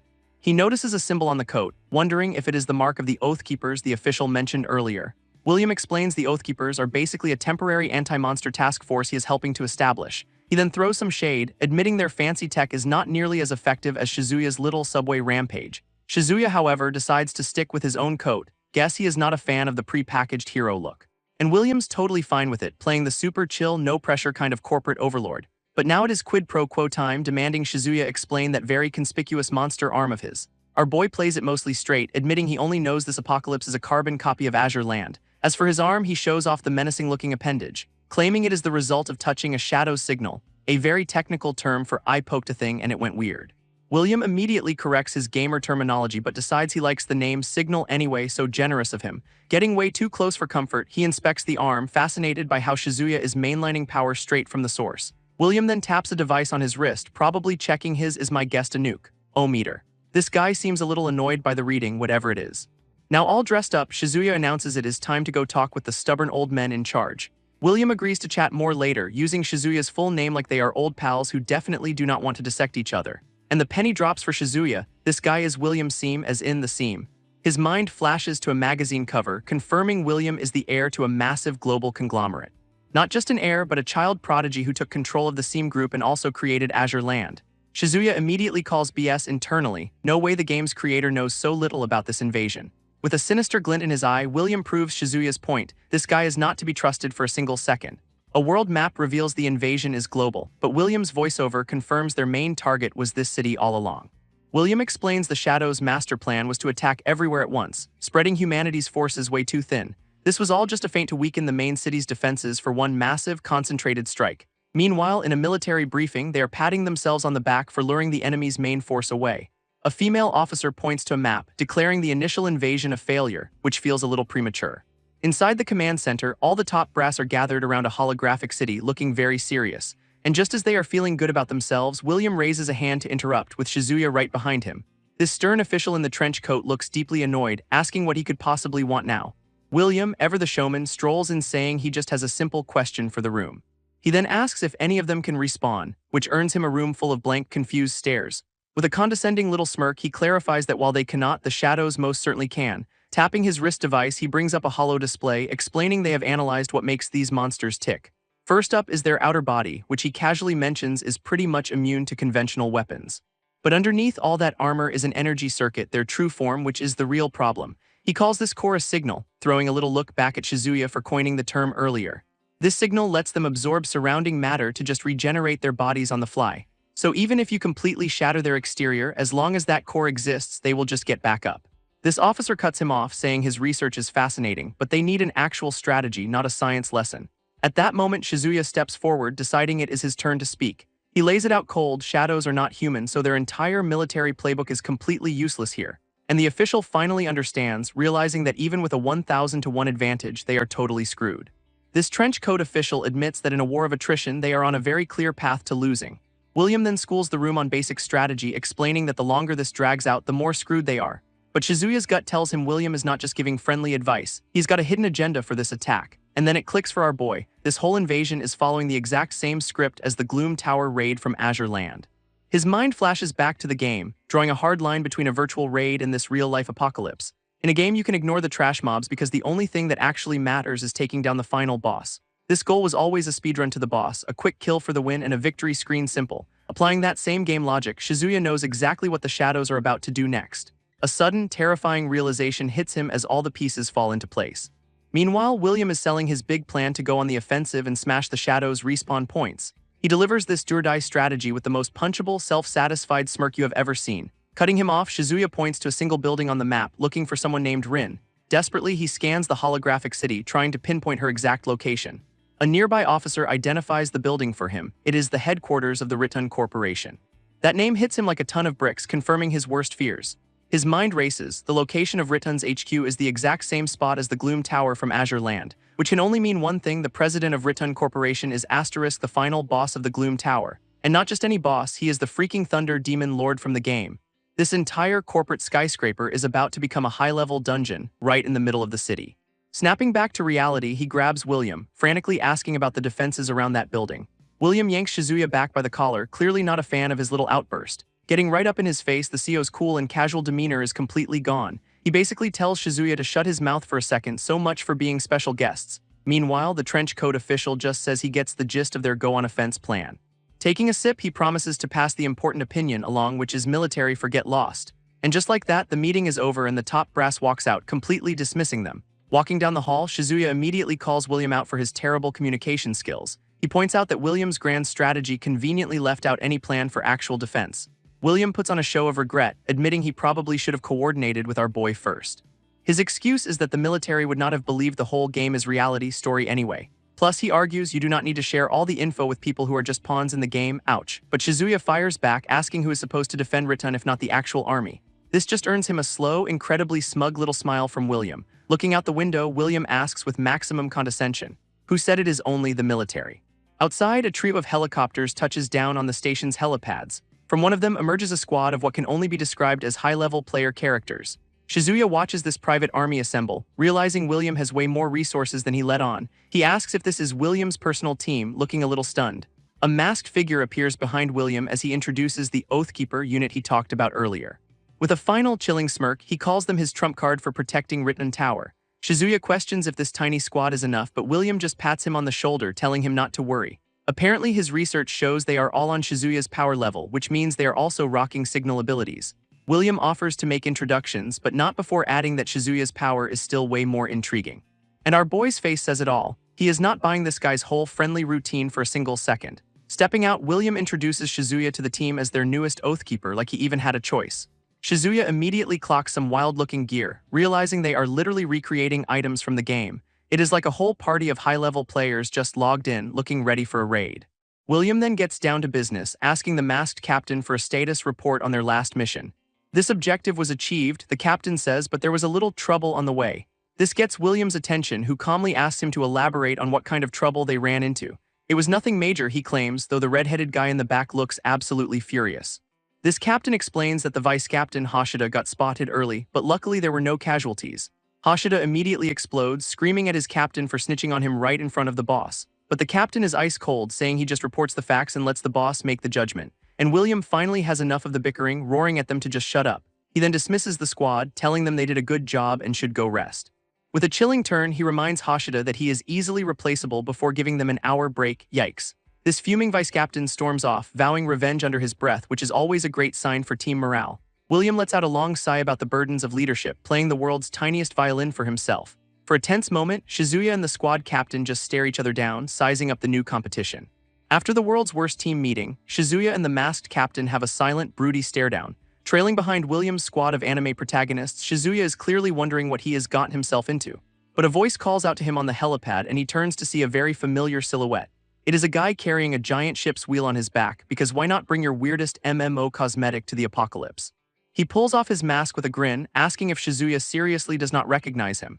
And our boy is absolutely stunned. It is his old acquaintance, Meiji. Meiji is all smiles, asking what brings him to this end-of-the-world party. Shizuya just vaguely explains that William recruited him, which is a very polite way of saying I was cornered. This makes Meiji wonder if the big boss has taken a special liking to him, and Shizuya's internal alarms are blaring.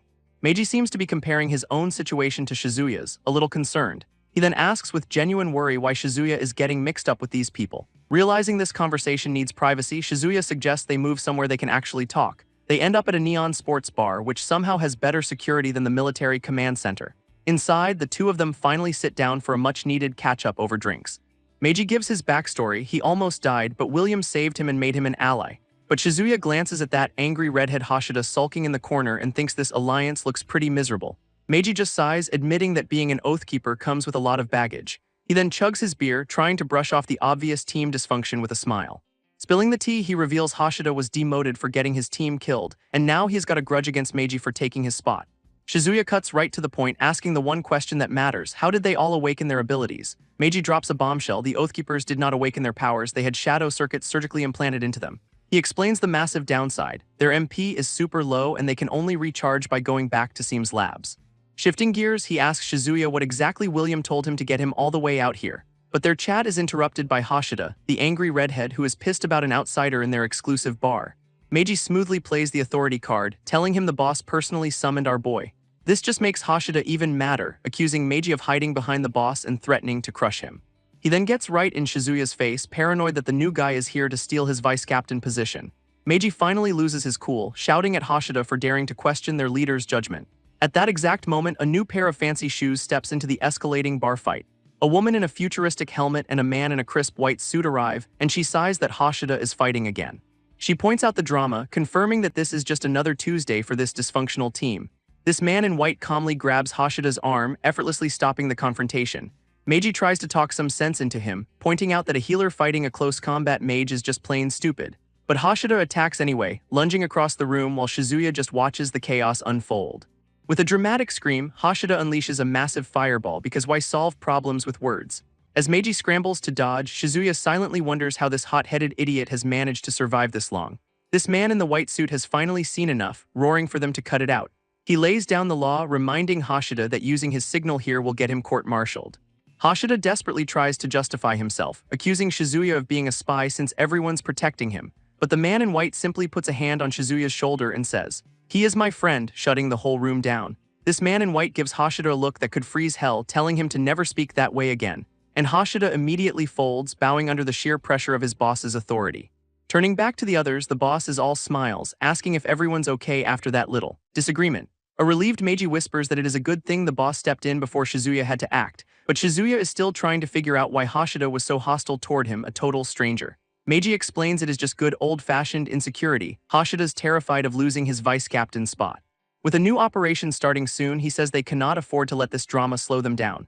This boss just laughs it off, saying Hashida is just hot-blooded and will be useful when it counts, which is super reassuring. Shizuya just gives a little smirk and says he understands, playing the part of the compliant new guy perfectly. Getting real chummy, the boss tells Shizuya to get ready because his power is needed for the next mission. This makes Meiji super happy, saying he will feel safer with Shizuya there, but our boy is clearly not sold. Shizuya immediately cuts through the fluff, asking what exactly this next mission is. This job is to protect a written executive, and Meiji points out the building is right across from the Gloom Tower. Leaning in, he warns that this feels just like their old game raid with a high chance of an elite monster ambush. Then he drops the big one. The boss is personally joining this operation as they head out to their car. Meanwhile, back with the military, the trenchcoat official gets a status update. All his units are assembled and ready. His subordinate reports that William's Seam group is gathering the Oathkeepers, confirming they are making a move. This official scoffs, pissed that William is using the army as a shield while he runs his own secret schemes. She confirms his orders. No preemptive strikes, just suppressive fire, and keep a close eye on William's crew. With the clock ticking, he declares the operation starts in 20 minutes, basically daring William to make his move. This team gets a grim briefing. They are heading deep into enemy territory where shadows can appear at any second. A scout radios in that the subway entrance is clear, giving them a way into the hot zone. With the all clear, the whole dysfunctional squad assembles, ready to move out on the boss's command. Hashida immediately spots Shizuya and starts whining about why that scum is on the mission, classy as always. This masked captain shuts him down, reminding him their only job is to follow the boss's orders, not question them. Another teammate warns Hashida to back off, pointing out that Shizuya seems to be friendly with the captain. Of course, Hashida just mutters that he'd totally beat Shizuya up if the boss was not protecting him, a real tough guy. This boss's right-hand man offers to educate the loudmouth, which sounds like a fun HR meeting, but the boss just waves him off, saying there is no time to worry about it now. Meiji quietly asks Shizuya if he is okay, but our boy just plays it cool, telling him not to worry. Internally, though, Shizuya realizes he is still completely out of the loop on this whole operation. They finally arrive at the Ritun building, the designated battleground for their shadow-slaying adventure. This subordinate clarifies the mission. It is not about killing everything, it is about finding a specific target. Shizuya and Meiji stand together, looking like the only two competent people in this entire squad. Our boy just gives a confident nod, totally ready to get this over with. Meiji steps up, practically glowing as he declares he will handle his part of the plan. Shizuya, Meiji, and the ever-fuming Hashida step into the light, officially starting the mission. Summoning a sword, Shizuya quickly calculates that his base power is more than enough for the initial threats. He wisely decides to keep his true signal abilities under wraps to avoid any more drama. And it is a good thing he is prepared, because armored monsters are already lurking on the rooftops, waiting for them. Just as Meiji predicted, armored shadows are already perched on the rooftops, waiting for them. From their high vantage point, the monsters watch the squad walk right into the kill zone. Meiji immediately spots the danger, shouting for everyone to stop and get into formation. In a flash, the shadows dive from the building, descending on the team like a ton of bricks. With the fight on, Meiji starts barking orders, directing his teammates to hold the line. He calls out to a guy named Roger as the whole squad prepares for the incoming assault. This Roger, armed with a comically large sword, squares up against a shadow looking unimpressed. He charges in with a glowing fist, screaming "Die!" At the top of his lungs, real subtle guy. This impact is a massive flash of light as he clashes head-on with the armored beast. With another roar, Roger keeps up the relentless assault, not giving the monster an inch. Meiji dryly comments that Roger's a nice dude until he picks up a sword, then he is a total psycho. Meanwhile, another teammate named Nokia lands a clean hit, showing off some solid teamwork. A third member, Yuki, uses a shadow as a launchpad for a slick aerial attack. And just like that, Roger stands victorious as the monster dissolves into nothing, elimination complete. From the sidelines, Shizuya compliments Meiji on how much his command skills have improved. But Meiji just deflects, saying he learned from Shizuya and is still a rookie by comparison. Shizuya gives him a quick pep talk, reminding him that the team's trust is what makes him their captain. This seems to hit home as Meiji takes a moment to absorb the weight of his new responsibility. Shizuya then clarifies the strategy. Meiji's team can handle the regular shadows just fine. But if an elite shows up, half of them are dead, and right on cue, Yuki is in trouble. Just as Shizuya predicted, Yuki gets absolutely blasted from the sky, because a massive, shield-bearing elite shadow just appeared to ruin everyone's day. This elite monster's power sends Roger flying, forcing a desperate call to fall back, but even a direct hit just bounces right off its ridiculously oversized shield. Seeing this, Meiji orders the team to advance anyway, trying to regain control. But then a red flare in the sky catches Hashida's attention, another party crasher. Meiji panics, realizing they are dealing with noble reinforcements, which sounds super bad, and a new hooded figure appears, ordering a retreat as he summons a literal meteor. This guy is casually dropping a city block-sized fireball right on their heads. Of course, Hashida refuses to be upstaged, deciding he will take it down himself. What a hero. Up above, the hooded mage basically dares anyone to try and stop him. So Hashida powers up his own flames, ready to fight fire with slightly smaller fire. Meiji can only watch in horror, calling him an idiot for trying to face that head-on. Meanwhile, the giant flaming rock of doom continues its scheduled descent, getting closer and closer, about to wipe the whole squad off the map. And Hashida finally realizes he is completely outmatched, his tough guy act shattering instantly. That is the cue for Shizuya to finally move, a blur of speed with glowing red eyes. He shoves Hashida out of the way just as the attack is about to land, then unleashes a massive beam of energy that slices the meteor clean in two. Meiji catches the ungrateful loudmouth, who just tells him to shut up after being saved, classic Hashida. With Hashida being carried out like a sack of potatoes, Meiji screams for a retreat, but Shizuya just gives a smug little grin, saying a noble class enemy is no match for him. He powers up his sword with crackling blue energy, activating some kind of banner skill. then unleashes his Leon Slash, sending a massive wave of power at the meteor-dropping mage. And just like that, the hooded enemy is bisected, dissolving into nothing. Problem solved. Meanwhile, from a window high above, someone has been watching the entire fight unfold. Back inside, the boss checks on Hashida, who is getting healed up from his slight twist of almost dying. But their breather is cut short by a giant spiked ball smashing through the window. New enemy alert. This gray-haired teammate glares, ready to intercept the new threat head-on. It is another new enemy, a redhead wrapped in chains who is controlling the massive weapon. Yelling out a name, the gray-haired guy leaps forward to protect his comrade from the attack. He throws up his hands, creating a glowing green barrier to block the incoming hit. The shield holds, but the force sends him flying back, knocking over the guy he was trying to save. And things just get worse as a giant armored golem with a freaking chainsaw steps into the room. This new monster is fully armored, holding the same kind of spiked mace as the last attacker. Its weapon of choice is a nasty-looking flail ready to smash some skulls. Staring up at the behemoth, one of the squad members identifies it as a sea golem. Shizuya points out the obvious flaw: a security golem would not attack on its own initiative like this. His teammate agrees, confirming that these things are basically just puppets and never act alone. This boss then clarifies that this is not a normal golem but a special type controlled by the nobles. So the boss explains these golems are disturbers, normally just harmless construction bots with no attack power. But some clever players figured out how to use special jewels to basically wear them like a mech suit. This lets them jack into the golem system, turning a glorified forklift into a war machine. Shizuya immediately clocks this as the work of a rare T-jewel, something an elite shadow would definitely have. And that means there is a whole elite party of shadows nearby, not just the one golem. Right on cue, the giant spiked mace comes flying back at them at 1,000 miles an hour. That gray-haired shield bro screams for everyone to hit the deck, which is solid advice. Acting fast, Shizuya shoves the guy out of the way just in the nick of time. He tells them all to retreat while he holds the line, saying he will buy them some time. Our boy then summons a massive ice wall, taking up a defensive position all by himself. Bracing against the crystal shield, he gets ready to tank whatever that golem throws at him.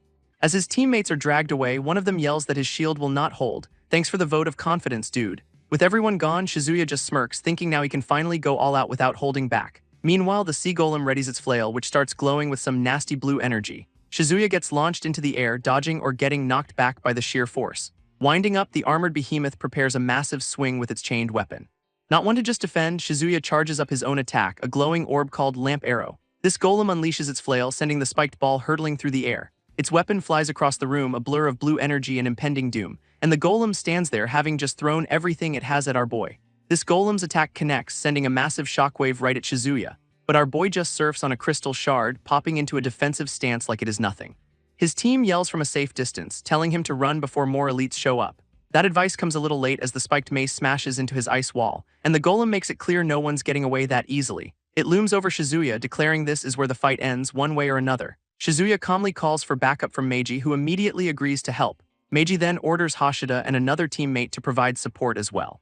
Of course, Hashida's idea of support is to try and blast Shizuya with his own flames. What a team player. He unleashes a massive firestorm, screaming for it to blow everything away. Shizuya just casually sidesteps the attack, flames licking at his heels. He even throws a little smirk over his shoulder, completely unfazed by the betrayal.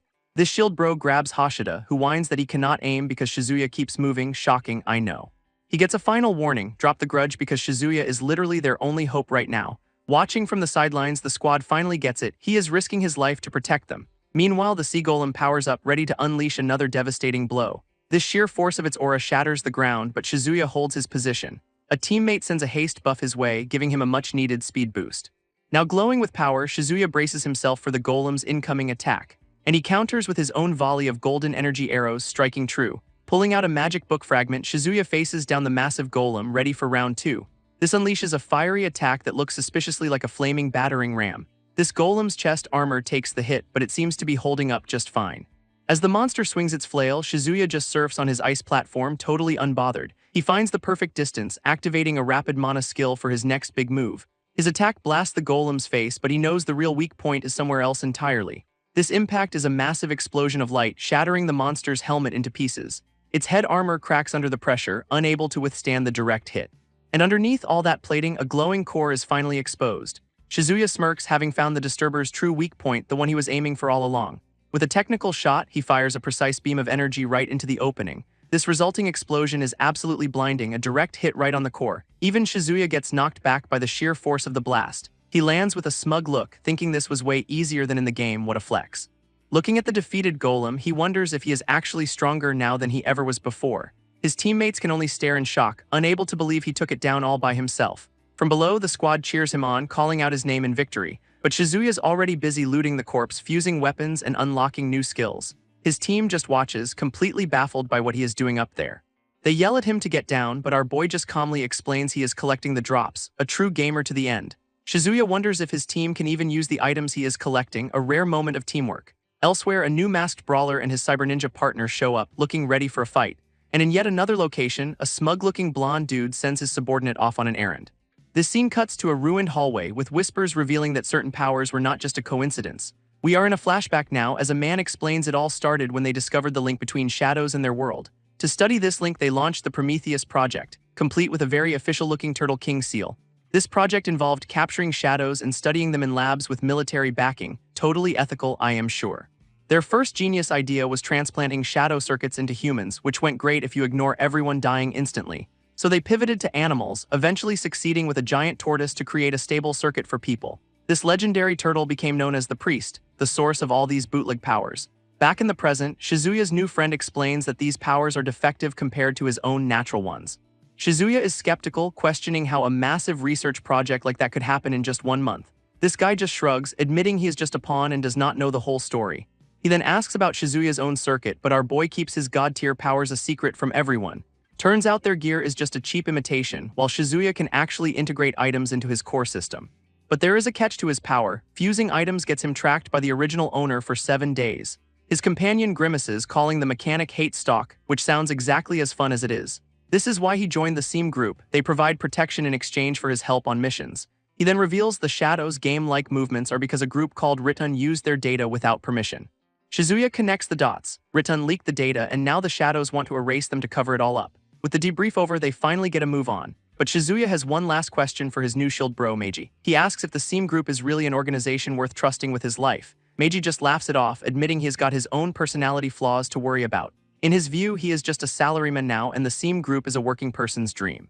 Elsewhere, a smug blonde dude in a white suit taunts some guys he just beat down. One of his masked goons tells the whiner to shut up and stop adding to the shame. Another teammate tries to point out they were all saved, but the blonde boss, William, silences him for a phone call. William just walks off, giving curt, obedient replies to whoever's on the other end. He then promises everything's on track to complete some kind of sacrifice, which sounds super ethical. Meanwhile, someone is scoping out the Ritun group's headquarters from a distance. This scout, Kekitsubata, reports to his boss that there are no shadows in the area. He adds that the lights are off, probably a trick to make the building look abandoned. Satisfied, the blonde leader concludes that the coast is clear for now. With the recon done, the whole squad gathers up to finally infiltrate the building. From a nearby window, however, a hand releases a swarm of tiny surveillance drones.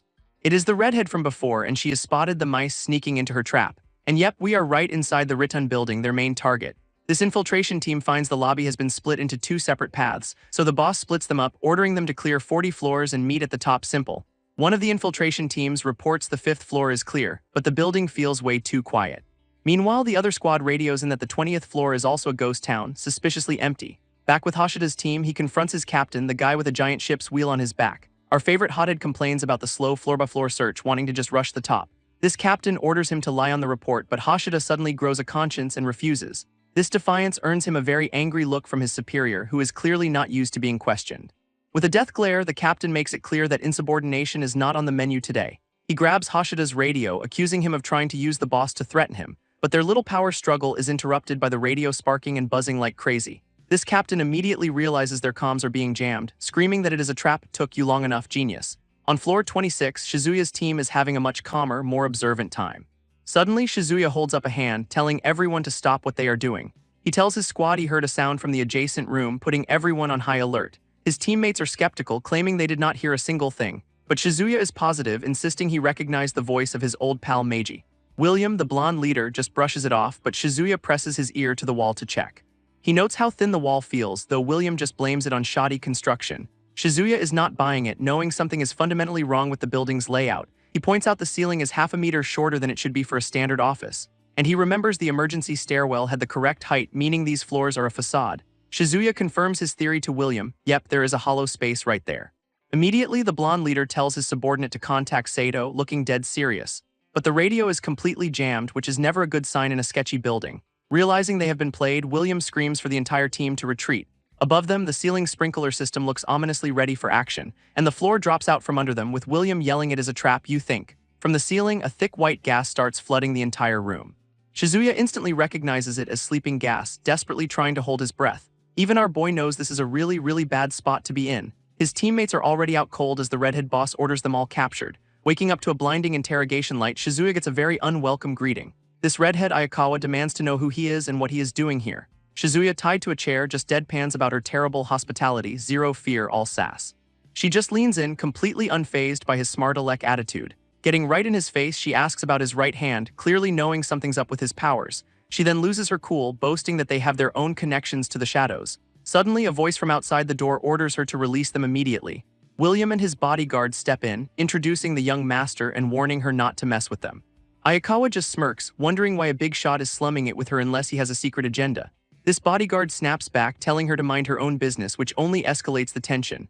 Ayakawa storms off with a final threat, leaving her bodyguard to just sigh at the sheer amount of drama.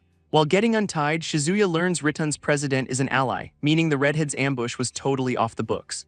This President Genoza then dismisses his men for a private chat with William about their little infiltration plan. Peeking into the hallway, Shizuya sees the internal chaos is because people are running wild after the shadows appeared.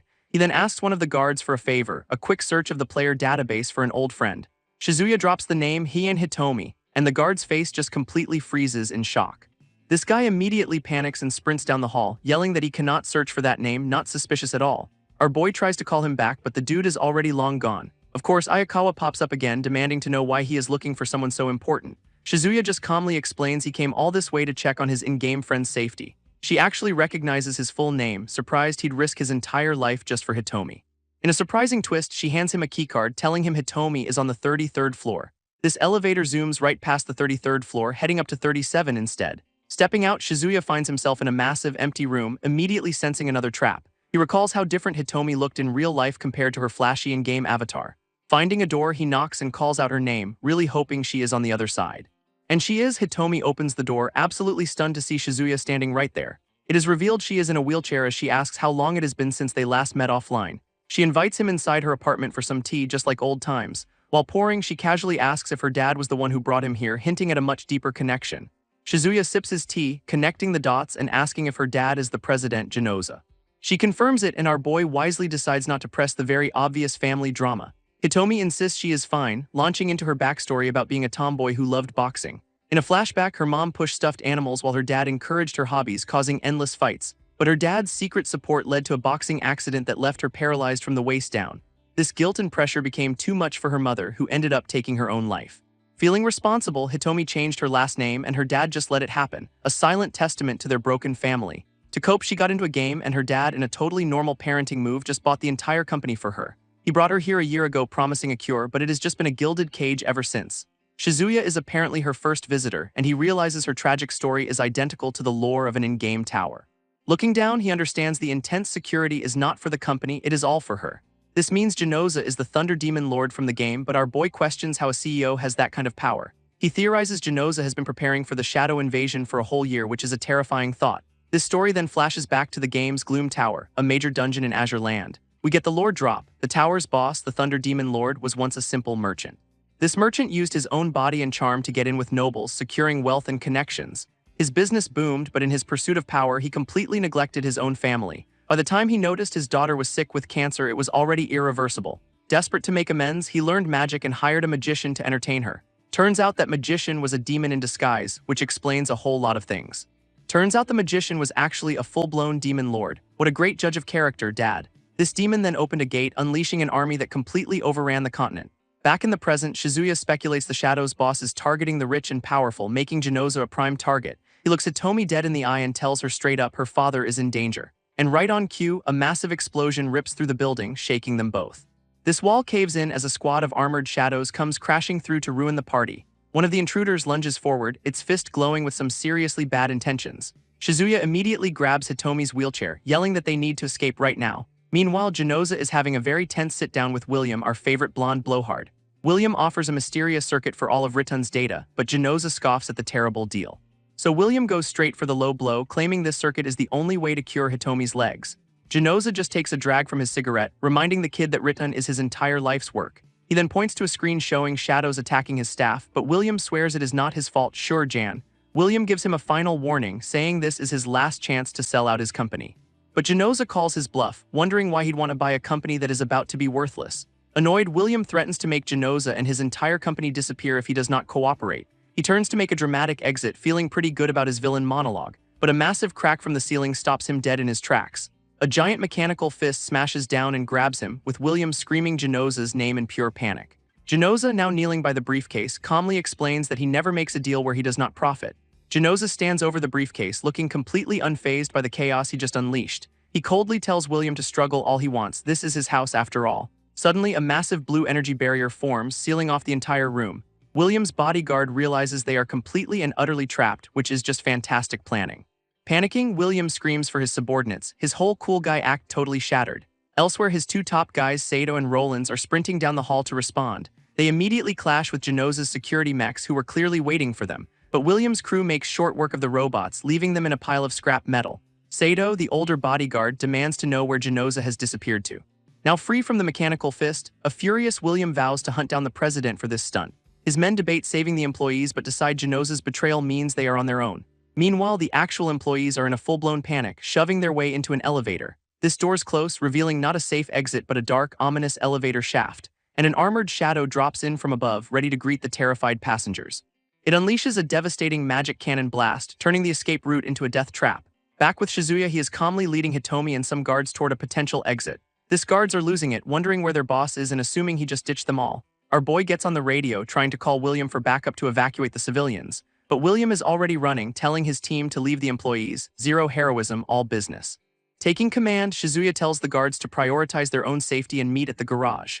Back in the elevator, the guards are turning on Genoza, screaming that he abandoned his own daughter. One of them even threatens Hitomi directly, who desperately promises she can get everyone out. Meanwhile, Shizuya has to ask William for help, and the blonde jerk is just loving every second of it.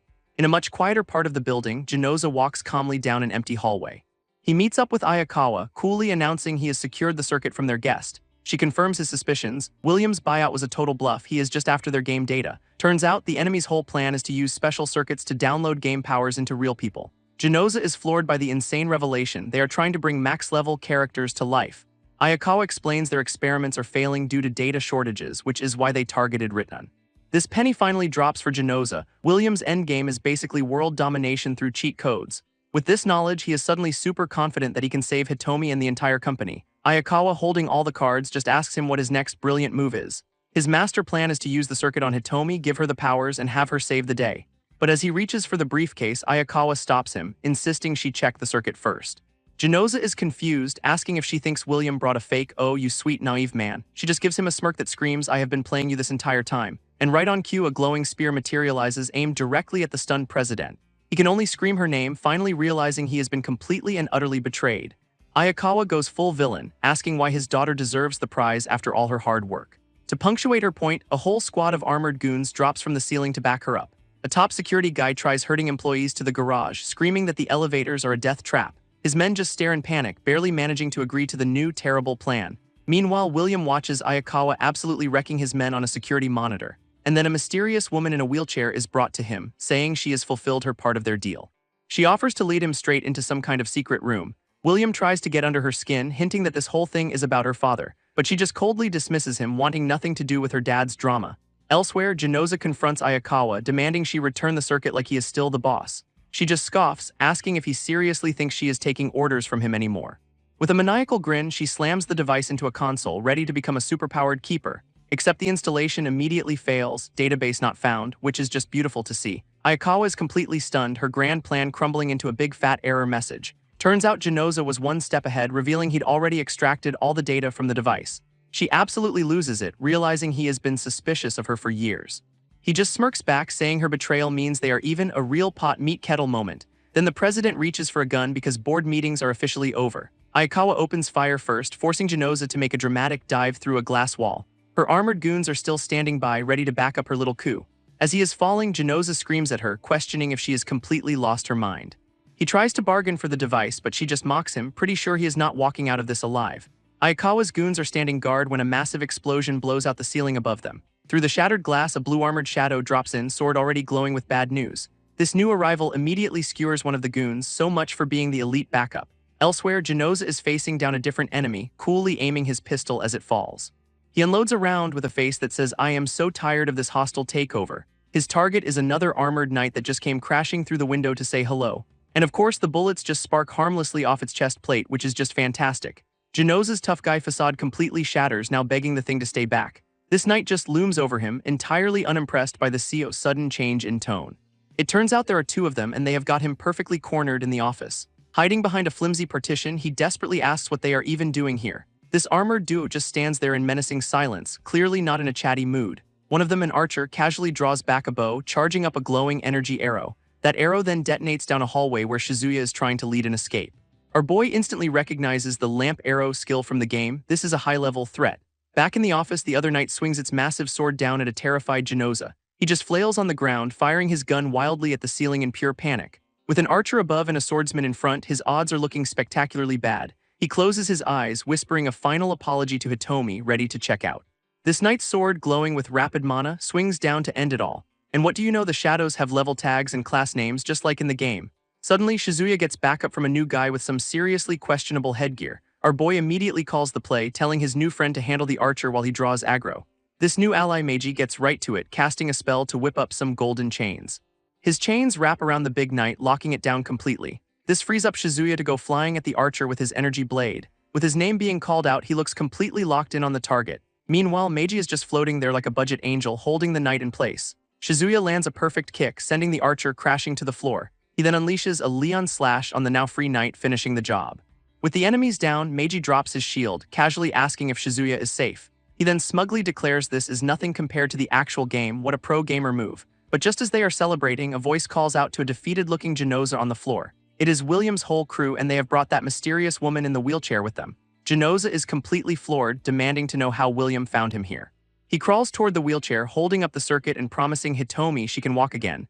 William just smirks, telling his guy to let Genoza lower his guard, because of course he does, but the woman just coldly tells him to use the device on himself. Genoza, still thinking it is his daughter, desperately begs her for a chance, and she absolutely explodes, screaming that this will not bring her mom back. Yeah, that is not Hitomi. Shizuya recalls the woman's past trauma, realizing she is still trapped by that curse. Just then, a frantic call comes in. The underground garage is swarming with shadows. William immediately panics, screaming into his radio that he is coming to help. As Shizuya wheels the woman away, a defeated Genoza is left to stew on the floor. But the old man is not done yet, revealing he knows a shortcut to the garage. That shortcut is immediately introduced to a massive, wall-shattering explosion. William's men are sent scrambling for their lives as the garage entrance is blown wide open. Inside, it is a total war zone, with his guards desperately trying to hold off the shadow onslaught.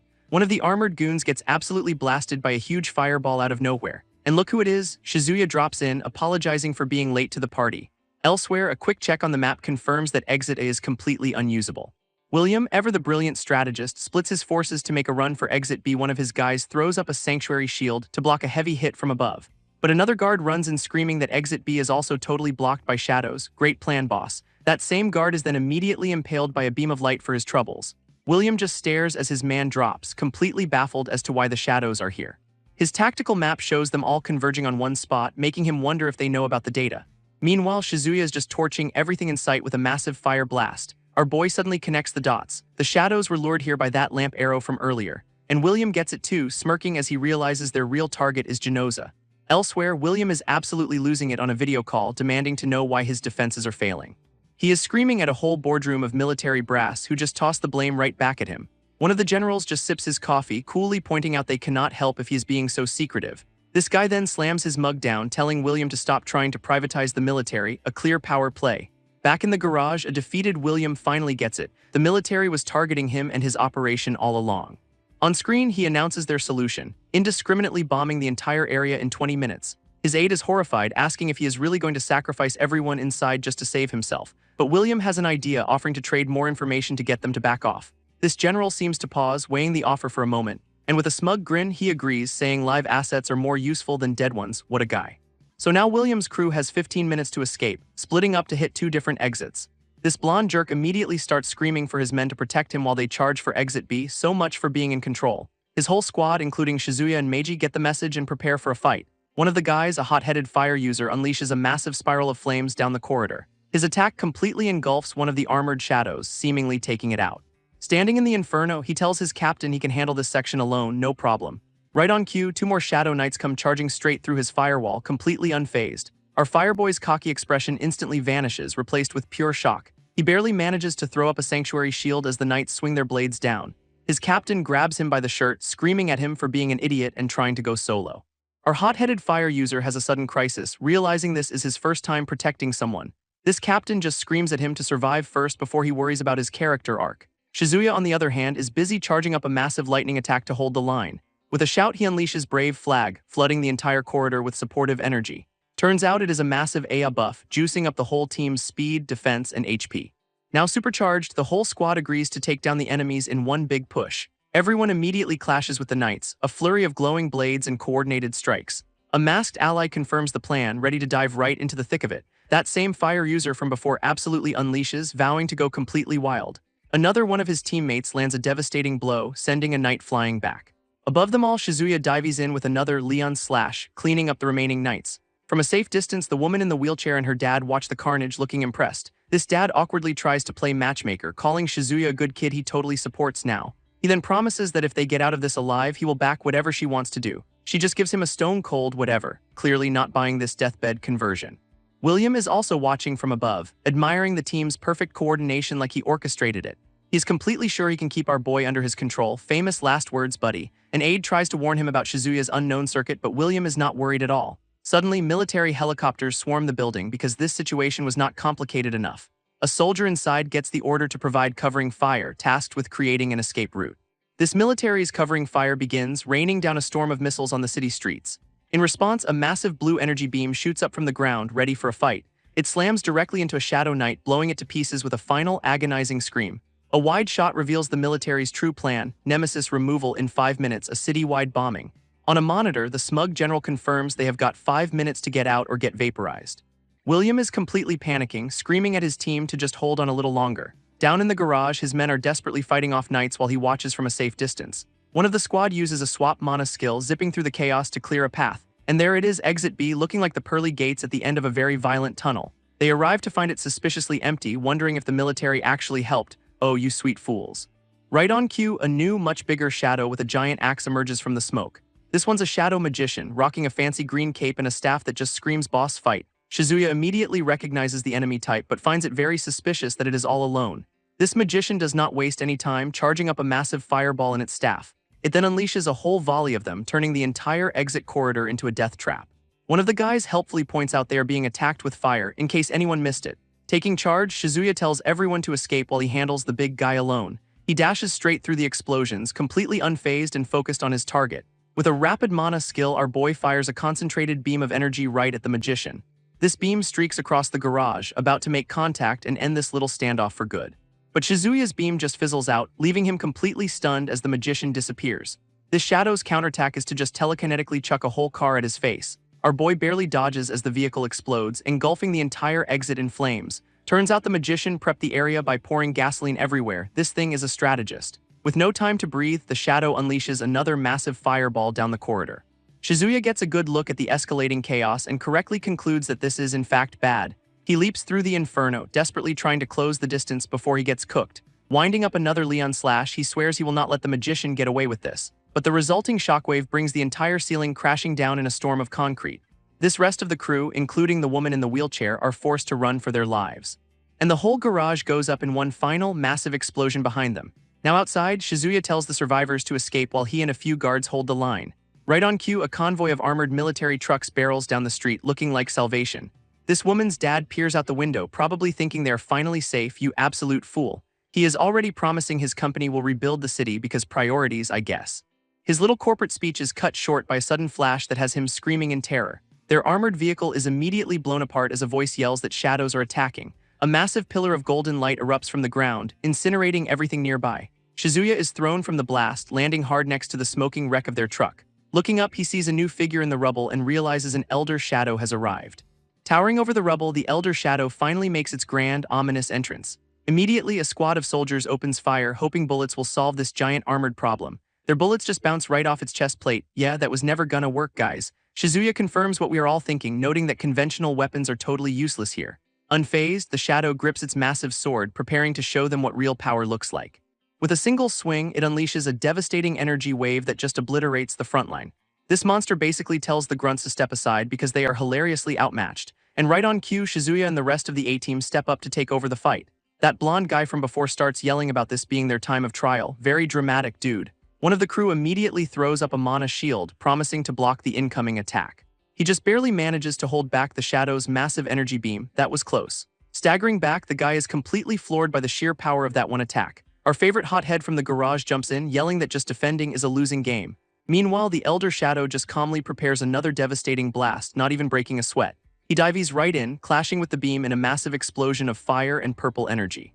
Shizuya suddenly yells for everyone to stop, much to the confusion of his teammates. He points out that just blindly charging in is not a strategy and will get them all killed. This masked ally turns to him, asking if he actually has a better idea. Fair question. His brilliant plan is to just hold the line long enough for everyone else to escape.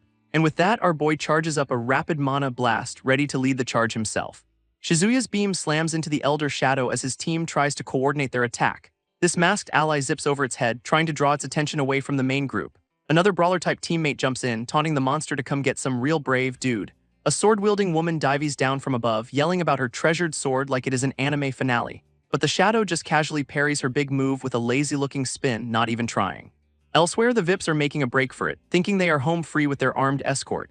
This dad immediately goes back to sucking up, praising Shizuya like he has been his #1 fan all along. His daughter just gives him the silent treatment, completely over his transparent attempts to save face. Suddenly, the Elder Shadow just stops fighting and cocks its head, having noticed something. It has spotted the escaping civilians, who are now just standing in the middle of a destroyed road. Great spot, guys. This dad's smug expression vanishes as he realizes the giant Death Knight is staring right at him. With a flick of its wrist, the Shadow raises its sword to wipe them all out from a distance. Everyone collectively loses their minds, screaming as they see the attack coming for them. Just in the nick of time, Shizuya appears in the sky, ready to play hero once again.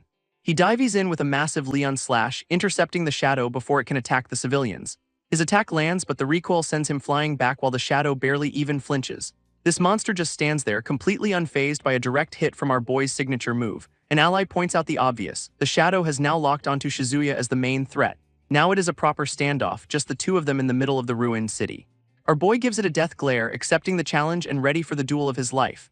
A quick scan confirms the Elder Shadow is level 99. Our boy admits he'd last less than a minute. He briefly considers just distracting it and running for his life, which is honestly the smart play. But instead, he decides it is the perfect time to debut a brand new skill, because why not? With a new move called Overlift, he just rips a giant slab of building out of the ground. Shizuya then yeets this massive chunk of concrete directly at the Shadow's face. This monster just casually slices the boulder in half without even moving. What a flex. Blown back, Shizuya realizes he is completely outclassed in both speed and raw power. This Elder Shadow's glowing eyes lock onto him, clearly unimpressed by the rock-throwing routine. It immediately unleashes another devastating energy wave, carving through the city skyline. Our boy barely dodges the attack, correctly concluding that this is in fact very bad. That single slice just tears a skyscraper apart in a massive, explosive display of power. Standing in the ruins, the Shadow looks like it owns the whole damn city now. Meanwhile, the masked ally Kakitsubata seems to be in some serious trouble. A teammate is holding her up, telling her it is over as she is clearly fading fast. Our resident hothead yells that she cannot die yet because he still needs to beat her. Priorities, man. This silver-haired guy just tells them to get a grip, saying they need to retreat for the boss. But another masked teammate refuses, declaring he cannot abandon his comrades as an oathkeeper. His leader fires back that their duty is to the living, not to dying for a lost cause. He then calls it a shame, saying she had a much bigger role to play. Ouch, dude, cold. And we see the whole situation is a mess, with the Vips escaping while the squad falls apart. This silver-haired squad leader is stunned, asking his boss why he is still loitering in a war zone. At the same time, the woman in the wheelchair is having a full-blown panic attack, screaming for Shizuya. He coldly informs her that Shizuya is busy fighting the Elder Shadow and will not be back anytime soon. Her dad then offers some fatherly wisdom. In this world, people die, so get over it, I guess. She completely snaps, yelling that there is no way Shizuya would ever be defeated that easily. A new voice suddenly agrees with her as a pair of expensive-looking shoes walks into frame. It is William, holding a tablet and cheerfully announcing they have absolutely nowhere left to go. His little map shows their position is completely swarmed by shadows, all drawn in by the Elder. This squad leader demands to know where the military is, but William confirms they are totally cut off. Turning to the dad, William reveals there is a way out, but it requires his unique power. This guy immediately starts sweating, promising he will do absolutely anything to save his own skin. William is delighted, telling him to install some data into a circuit device to maximize its energy output. All the other survivors just stand there looking utterly hopeless, realizing this is the end of the line. With all the cards in his hand, William formally asks if he will provide the circuit for their plan. This guards finally turn on the dad, accusing him of being the target and dooming them all. After a moment of tense silence, the corporate stooge makes his desperate choice. He screams that of course he will provide the data, caving completely to the peer pressure. William smirks, saying that is just what he wanted to hear, then casually mentions they need a human sacrifice. This dad is understandably horrified and demands to know what the hell he means by sacrifice. William explains the energy is so unstable it might make the user go berserk, so someone has to be the guinea pig. William's plan is basically to have someone overload their brain with data, a guaranteed fatal process. He then asks the room who has the resolve for this little suicide mission, and the guards look terrified. Naturally, our resident hothead steps forward, claiming he is the only one fit for the job. His rival immediately tries to stop him, complaining that he cannot hog all the cool moments. This masked woman also volunteers, pointing out that women want to look cool too, you know. Another teammate suggests they decide with rock, paper, scissors because this is a very serious situation. Finally, the silver-haired squad leader pulls rank, yelling that as captain, the glorious death is his. But the brawler grabs him, telling him to let someone else be the hero for a change. Just as they are about to throw down, a quiet voice says, "I will do it," stunning everyone into silence. It is the woman in the wheelchair offering herself up in the desperate hope it might let her walk again. Elsewhere, the elder shadow seems to sense this spike in drama, its vision overlaid with a red grid. This ground itself begins to shift and crack under some unseen, immense pressure. Raising its sword high, the shadow prepares to unleash another city-leveling attack. It slams its blade down, sending a shockwave of pure purple energy across the battlefield. Huge shards of the street are blasted into the air from the sheer force of the blow. This monster now stands on a newly formed stone spire, surveying its handiwork under the moonlight. A deafening roar echoes through the ruins, a clear display of its absolute dominance.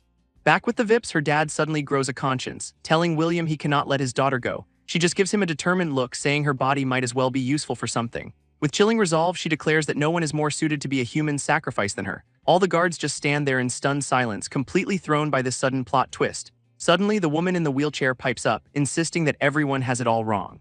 Because look who just walked in, a battered and bruised Shizuya right on cue. His blonde teammate is ecstatic, shouting that he knew our boy was still kicking. Even the normally stoic squad leader looks completely floored by his dramatic return. Looking dead serious, Shizuya announces that only one person can actually save everyone here. This guards are, of course, completely lost, asking who the hell he could possibly mean. Shizuya's mechanical hand then points right at some random guy in a suit who looks very confused. This guy, apparently named Genoza, completely freaks out when he is identified as their savior. Our boy then drops the bomb, explaining that Genoza is the one the shadows are actually after. This dude immediately starts sweating, calling it all nonsense as he goes into full denial mode. In a split second, the guards' loyalty vanishes as they realize he is the reason they are all about to die. Shizuya just cuts through the noise, telling everyone to shut it if they want to live. This blonde teammate is confused, asking why Genoza of all people is the target. He starts explaining the big picture, noting how the shadows here operate just like the ones from Azure Land. In that game world, the final objective for any player is always the dungeon's main boss. Putting two and two together, the blonde guy realizes Genoza is effectively this area's boss. But he is still hung up on the logic, since Genoza is not military, government, or wealthy. This answer is simple. Shizuya explains he has what the shadows crave most, the game data. So the new plan is laid out: if they install the circuit and data into Genoza, he will become this area's official boss. Shizuya explains that Genoza has the Thunder Demon God data, the ultimate prize the shadows are hunting for. This news absolutely shatters Genoza, who collapses on the ground screaming in disbelief. This poor guy just stares into space, completely broken by the realization that he is the real target. His terror then flips into a full-blown meltdown as he starts laughing maniacally about karma. William tells him to get a grip, saying the future of Kaijo depends on him. No pressure though. Finally coming clean, Genoza admits this whole disaster is his fault for what he did to Kaijo. Both Shizuya and his blonde teammate look on, a little stunned by this sudden confession. He flashes back to a year ago when a shady figure in a top hat offered him a fortune for the game data. Shizuya immediately connects the dots, asking if he actually sold out the game's secrets. Genoza admits he did, but claims he was suspicious and held back the most important data as a trump card. This blonde ally immediately asks for a description of this mysterious buyer, hoping for a lead. But Genoza says the guy was disguised, so he has no clue what he looked like. Super helpful man.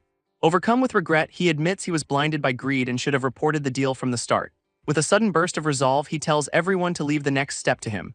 Genoza then stands up and volunteers to be the human sacrifice, ready to atone for his screw-up. He walks over to the woman in the wheelchair, telling Hitomi he probably will not be coming back. She just stays completely silent, taking in his sudden decision to become a martyr. He clarifies that he is not asking for forgiveness, he just wants her to live through this. Looking back at him with a somber expression, she simply tells him to take care. William, seeing his plan fall perfectly into place, just smirks and says it is time to begin. With the whole squad watching, Genoza takes his place on the rubble, ready to become the world's most overqualified bait. This circuit transplant initiates, hooking the high-tech device directly onto his arm. This dude is immediately in agony as raw data surges through his entire body. Forced to his knees, the data installation continues. He is clearly having a fantastic time, and just like that, a system message confirms the installation is complete. He just sits there silently, his back to the group as everyone waits to see what happens next.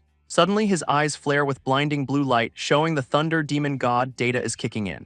A massive pillar of pure lightning erupts from his body, tearing straight into the night sky. Even Shizuya is completely floored by the sheer scale of the energy being unleashed. That power then explodes outward, shattering the ground in a massive electrical shockwave. Our boy screams for everyone to run, pushing Hitomi's wheelchair out of the blast radius. From a safe distance, the survivors watch the energy form a giant, crackling egg of pure power.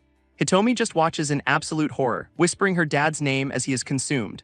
Shizuya, on the other hand, is thrilled, yelling that the plan actually worked and Genoza is now the Thunder Demon God. William just smirks, smugly declaring that Genoza has carved his name into history. What a supportive colleague. Meanwhile, the energy egg just pulses ominously, a beacon of raw power in the ruined city. And of course, this little light show immediately gets the Elder Shadow's attention from across the city. Its glowing purple eyes lock onto the new power source, finally sensing a worthy challenge. Without hesitation, the monster launches into the air, charging up a devastating purple energy blast. Appearing right above them, the shadow is ready to kill its new rival before he is even fully baked. William screams Genoza's name, probably hoping his voice will somehow stop the apocalypse he just started. But the energy egg shatters, and from the crackling lightning, Genoza emerges completely transformed. He is now a full-blown deity, calmly telling the Elder Shadow that its turn is up. This brawler scoffs that Genoza has no fighting skills, but the masked woman corrects him, the Data does. In his new godlike form, Genoza simply tells the others to stay out of it. He then summons a massive thunder hammer, telling Hitomi he is counting on her to live. She can only cry out for her dad, watching him prepare for a suicide mission. From her perspective, he is a lone god of lightning standing against the endless night. William, ever the manager, immediately starts barking orders for his guards to form a perimeter. This whole squad gets into formation, ready to fight off any smaller shadows that show up. Shizuya's blonde teammate turns to him, begging him to protect Hitomi no matter what. Our boy just gives a confident look, saying that was always the intention. Just then, the Elder Shadow plummets from the sky, a streak of purple vengeance. Its glowing eyes are locked on, aiming to crush this new challenger instantly. But Genoza meets the dive head-on, blocking the massive sword with his lightning hammer. This impact creates a blinding explosion, a raw clash between shadow and thunder. After the shockwave clears, the two titans stand facing each other, ready for round one. It is an epic stare-down between the newly crowned Thunder God and the King of the Shadows. Watching this insane power display, Hitomi asks in terror if they can possibly win. Shizuya just smirks, telling her of course they can, they have a boss on their side now.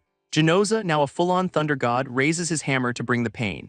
But the Elder Shadow just slams its own weapon down, meeting the attack head-on. This monster is not just blocking, though, it is doing something much worse. Its sword starts absorbing all that delicious lightning Genoza just summoned. In a classic no-you move, the Shadow redirects the entire blast right back at him, blasting our brand new god with his own attack, which is just embarrassing for everyone involved. Shizuya points out the obvious, explaining that Elder Shadows can absorb and reuse energy. Not wasting a second, the monster dives in for the kill, claws extended. Genoza looks completely stunned as a massive blade fills his entire field of vision. And just like that, the sword goes straight through him, lifting him into the air. Hitomi can only watch in absolute horror, screaming her head off. This blonde teammate panics, asking why their new god is losing, and Shizuya explains he is still a noob at this. He immediately asks what the plan is now because this one is clearly not working. Shizuya, our fearless leader, just deadpans that he has no idea. Great pep talk, man. This Elder Shadow stands over a defeated Genoza, ready to end this little experiment. Down on the ground, Genoza looks completely broken, his new power failing him. Its sword raised high, the Shadow prepares to deliver the final decisive blow. Hitomi lets out another terrified scream, watching her father's last moments. But suddenly, Genoza's eyes flare red with a new, furious determination. He flashes back to his daughter, begging him to come home, giving him a reason to fight on. He is fueled by a painful memory of Hitomi screaming that she wished she'd never met him. With a silent apology, Genoza grips his thunder hammer, ready to atone for everything. He then slams it down, unleashing a massive shockwave of pure lightning at the Elder Shadow. For the first time, the monster actually looks a little surprised by this sudden power-up. It is forced to leap back as the ground in front of it completely erupts. Now fully embracing his new god form, Genoza charges forward to press the attack. Shizuya is absolutely losing his mind, yelling that this is the true power of the Data. Our brand new deity brings his hammer down for a devastating overhead smash, but the Elder Shadow throws up a last-second hexagonal shield to block the hit. That shield gets completely obliterated as the hammer crashes through it like glass. This sheer force of the blow sends the monster flying backwards across the street. Without missing a beat, Genoza leaps into the air to deliver a final, decisive strike. His attack connects with the ground, creating an absolutely colossal electrical explosion. From a safe distance, the squad just watches the mushroom cloud of blue energy billow upwards. Even Shizuya is left sweating, asking aloud if they actually managed to win. Elsewhere, William gets a very convenient report that the crisis is over and Kaijo is safe. A crowd of survivors, including the blonde teammate, are celebrating, thinking they can finally go home. This blonde guy turns to thank William's men, ready to part ways and forget this nightmare. William, however, drops the act, saying he will be taking the goods they are leaving behind. This statement stops the blonde teammate cold, who has absolutely no clue what he means. A new muscle-bound angel appears on the scene, demanding all the monsters and tech as his price. William on the phone explains this new monster is a president and he has zero authority to interfere. Smart move.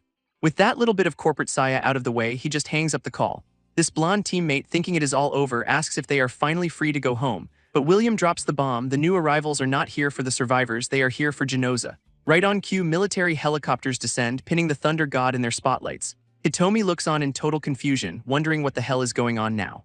Genoza gets pelted with a volley of darts, the military's brilliant plan to take down a literal god. Shizuya immediately clocks them as tranquilizer darts. They are trying to capture him alive. A commander orders all units to the Riton building to secure the unidentified life form. His squad immediately mobilizes, ready to follow their very questionable orders. Hitomi is absolutely losing it, screaming that they are attacking the hero who just saved the city.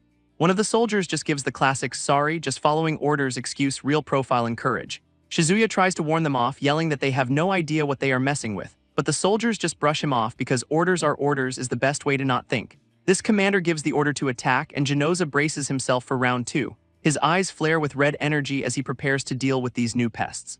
Shizuya can only watch in horror, screaming that this is a suicide mission for the soldiers. Genoza swings his hammer, unleashing a wave of pure power against the military assault. This result is a blinding explosion as god-tier power meets conventional weaponry. This soldiers immediately open fire because shooting at a literal god seems like a great idea. Of course, the bullets just ping off Genoza's chest like he is made of solid steel.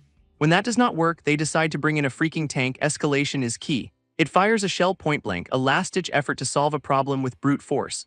Hitomi can only scream in terror as her dad is engulfed in the blast. This resulting explosion is massive, lighting up the entire block in a ball of fire, but Genoza just walks out of the smoke without a scratch, looking seriously annoyed now. He raises his hand, gathering a terrifying amount of energy as helicopters swarm above him. From the sidelines, Hitomi just cannot understand why they are attacking the man who saved them all. Shizuya explains the grim reality to them. An uncontrollable power is just another monster to be put down. Meanwhile, one of William's men runs up, telling him something is seriously wrong. A tablet shows a critical warning flashing from Genoza's internal circuit monitor. William's colleague looks concerned, asking whose circuit is going haywire. This report confirms it is Genoza. The data is officially going out of control. This older scientist admits they knew a rampage was possible, but the military just fast-tracked it. William calmly explains there are only 2 ways this ends: Genoza dies or his power explodes catastrophically. Elsewhere, a military general is told to retreat or face total annihilation, but he is not buying it. An aide tries to warn him that they are already suffering considerable casualties out there. This general just slams his fist down, screaming for silence. He is not hearing any of it. His brilliant reasoning: if they retreat, the military looks weak and some corporation gets all the glory. This general's brilliant plan results in his troops getting vaporized by beams of golden light. Genoza's body crackles with raw power, his form twisting into something much more demonic. Hitomi turns to Shizuya in a panic, asking what the hell is happening to her dad now. Our boy can only stare in disbelief, realizing Genoza is undergoing yet another transformation. And there it is, Genoza's final form, a full-blown berserker god ready to wreck everything. He lets out a primal scream as a beam of pure destruction erupts from his forehead. This attack just completely obliterates the military's position in a chain of fiery explosions. Now a true monster, Genoza holds a core of unstable energy, looking like a final boss. All that is left of the soldiers is a helmet and rifle half buried in the smoldering rubble. One of the few survivors crawls from the wreckage, absolutely terrified by what he is seeing. He screams for his comrades to retreat, telling them to run if they want to live. Genoza, completely lost to rage, swings his hammer in a wide, destructive arc. This resulting shockwave tears through the street, causing even more widespread devastation. With a furious roar, he unleashes all his pent-up power, his eyes glowing with malice. A massive pillar of energy shoots into the sky as his rampage reaches its peak. Shizuya shields Hitomi as a powerful force wave pushes them back from the blast zone. He grimly states the obvious: Genoza is out of control and might just destroy the whole city. Hitomi's expression shifts from fear to a cold, chilling resolve. Shizuya tries to console her, saying it must be hard to watch her father become this. But she cuts him off, declaring that if it is a choice between him and the city, she will save the city. On his knees, William admits this is the worst possible outcome. A full-on rampage was always on the table. A mysterious man in a trench coat appears as William admits they totally underestimated Genoza's power.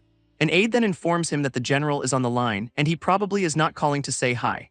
On the call, the general is absolutely losing it, blaming William for bringing the entire city to ruin. William fires back that this whole mess started because the military decided to attack their only hero. Of course, the general refuses to hear it, screaming they were saving Kaijo. Great job so far, buddy. This blame game continues, with the general threatening that if William cannot stop the monster, his company is toast. That threat seems to hit home as William's phone just clatters to the ground. His colleague asks for the next move and William's face is pure unadulterated "we are screwed." With a new resolve, William declares they have to stop Genoza, ordering the Oathkeepers to assemble. He rallies his elite squad, telling them this is the greatest crisis they have ever faced. A couple of the fighters are all in, declaring they will either save the city or die with it. Another member with silver hair confirms the vote, ready to charge into certain doom, but the guy in the trench coat raises a cybernetic hand, calmly stating that he objects. William is completely stunned, asking this Kaketsubata if he is seriously refusing to fight. Kaketsubata just lays out the cold, hard truth. They do not stand a ghost of a chance against that monster. This dose of reality clearly hits William, who seems to be at a total loss for words. His counterproposal is simple: focus on saving civilians instead of throwing their lives away for nothing. But William cannot let it go, insisting he cannot just abandon the thunder demon god he created. So Kaketsubata hits him with the final question: is he really willing to sacrifice his entire team? This rest of William's elite Oathkeepers look on, not exactly thrilled about the suicide mission. But Kaketsubata lays out his simple logic: if they die it is over, but if they live they can talk. This blonde teammate Sato immediately agrees, telling William that Kaketsubata has a point. William is absolutely floored that even Sato is siding with the guy who just defied his orders. Kaketsubata clarifies he is not scared of dying, he'd just prefer to try everything else first. With that, he tells William the plan is officially changing to retreat, effective immediately. An enraged William demands to know what the hell he is doing as the team starts to walk off. Kaketsubata just smirks, saying he will not let them die for nothing, but he is willing to take a gamble. This just makes William lose it, screaming that he is contradicting his own "do not die uselessly" speech. Ignoring him completely, Kaketsubata breaks into a full sprint straight towards Genoza. He charges alone across the ruined street toward the berserker god, who is a pillar of raw destruction. As a wave of energy blasts toward him, he casually forms a crystalline shield on his arm. He then leaps onto some rubble and yells at Genoza to stop, trying to reason with the monster. William just watches from a distance, completely baffled by what Kaketsubata is trying to do. His grand plan is to remind Genoza about Hitomi, hoping his fatherly love is still in there somewhere. And William realizes the absolute insanity of it all. He is trying to talk Nojutsu, a rampaging demigod. Genoza, meanwhile, just tightens his grip on his hammer, looking less than receptive to heart. But Kaketsubata sees a flicker of movement and declares that Genoza reacted to his words. For a second, even William wonders if this completely unhinged strategy might actually be working. Then Genoza winds up for a world-ending smash, showing exactly what kind of reaction he had in mind. As Kaketsubata charges in, Hitomi screams for Shizuya, absolutely terrified by the suicide mission unfolding. But it is the trench coat-wearing dissenter facing the god alone, throwing up a defensive shield. Genoza brings the hammer down with enough force to level a building, so much for that heart-to-heart. Kaketsubata barely dodges the impact, which completely shatters the asphalt where he just stood. With pure, unthinking fury in his eyes, Genoza wins up for another devastating swing. In a surprising counter, Kaketsubata fires a concentrated beam of blue mana right back at him. He is not backing down an inch, his face a mask of pure, unyielding determination. William and the rest of the Oathkeepers can only watch, completely stunned by this one-man stand. From the sidelines, Hitomi just pleads for his safety, her earlier resolve totally gone. Genoza prepares to unleash another world-ending attack as a tiny dragon circles overhead. Wait, what? Suddenly, a blue-haired woman on a giant griffin swoops in from out of nowhere, talk about a cavalry charge. She snatches Kaketsubata out of the way just as Genoza's hammer obliterates the spot. This thunder god is left standing in a fresh crater, looking around for the guy who just vanished. Meanwhile, the griffin carries them both to safety, making a swift aerial retreat from the battle. A girl in a wheelchair named Kakon watches them go, wondering why a shadow is helping a human. From her perspective, the griffin soars over the ruined city, a truly bizarre sight.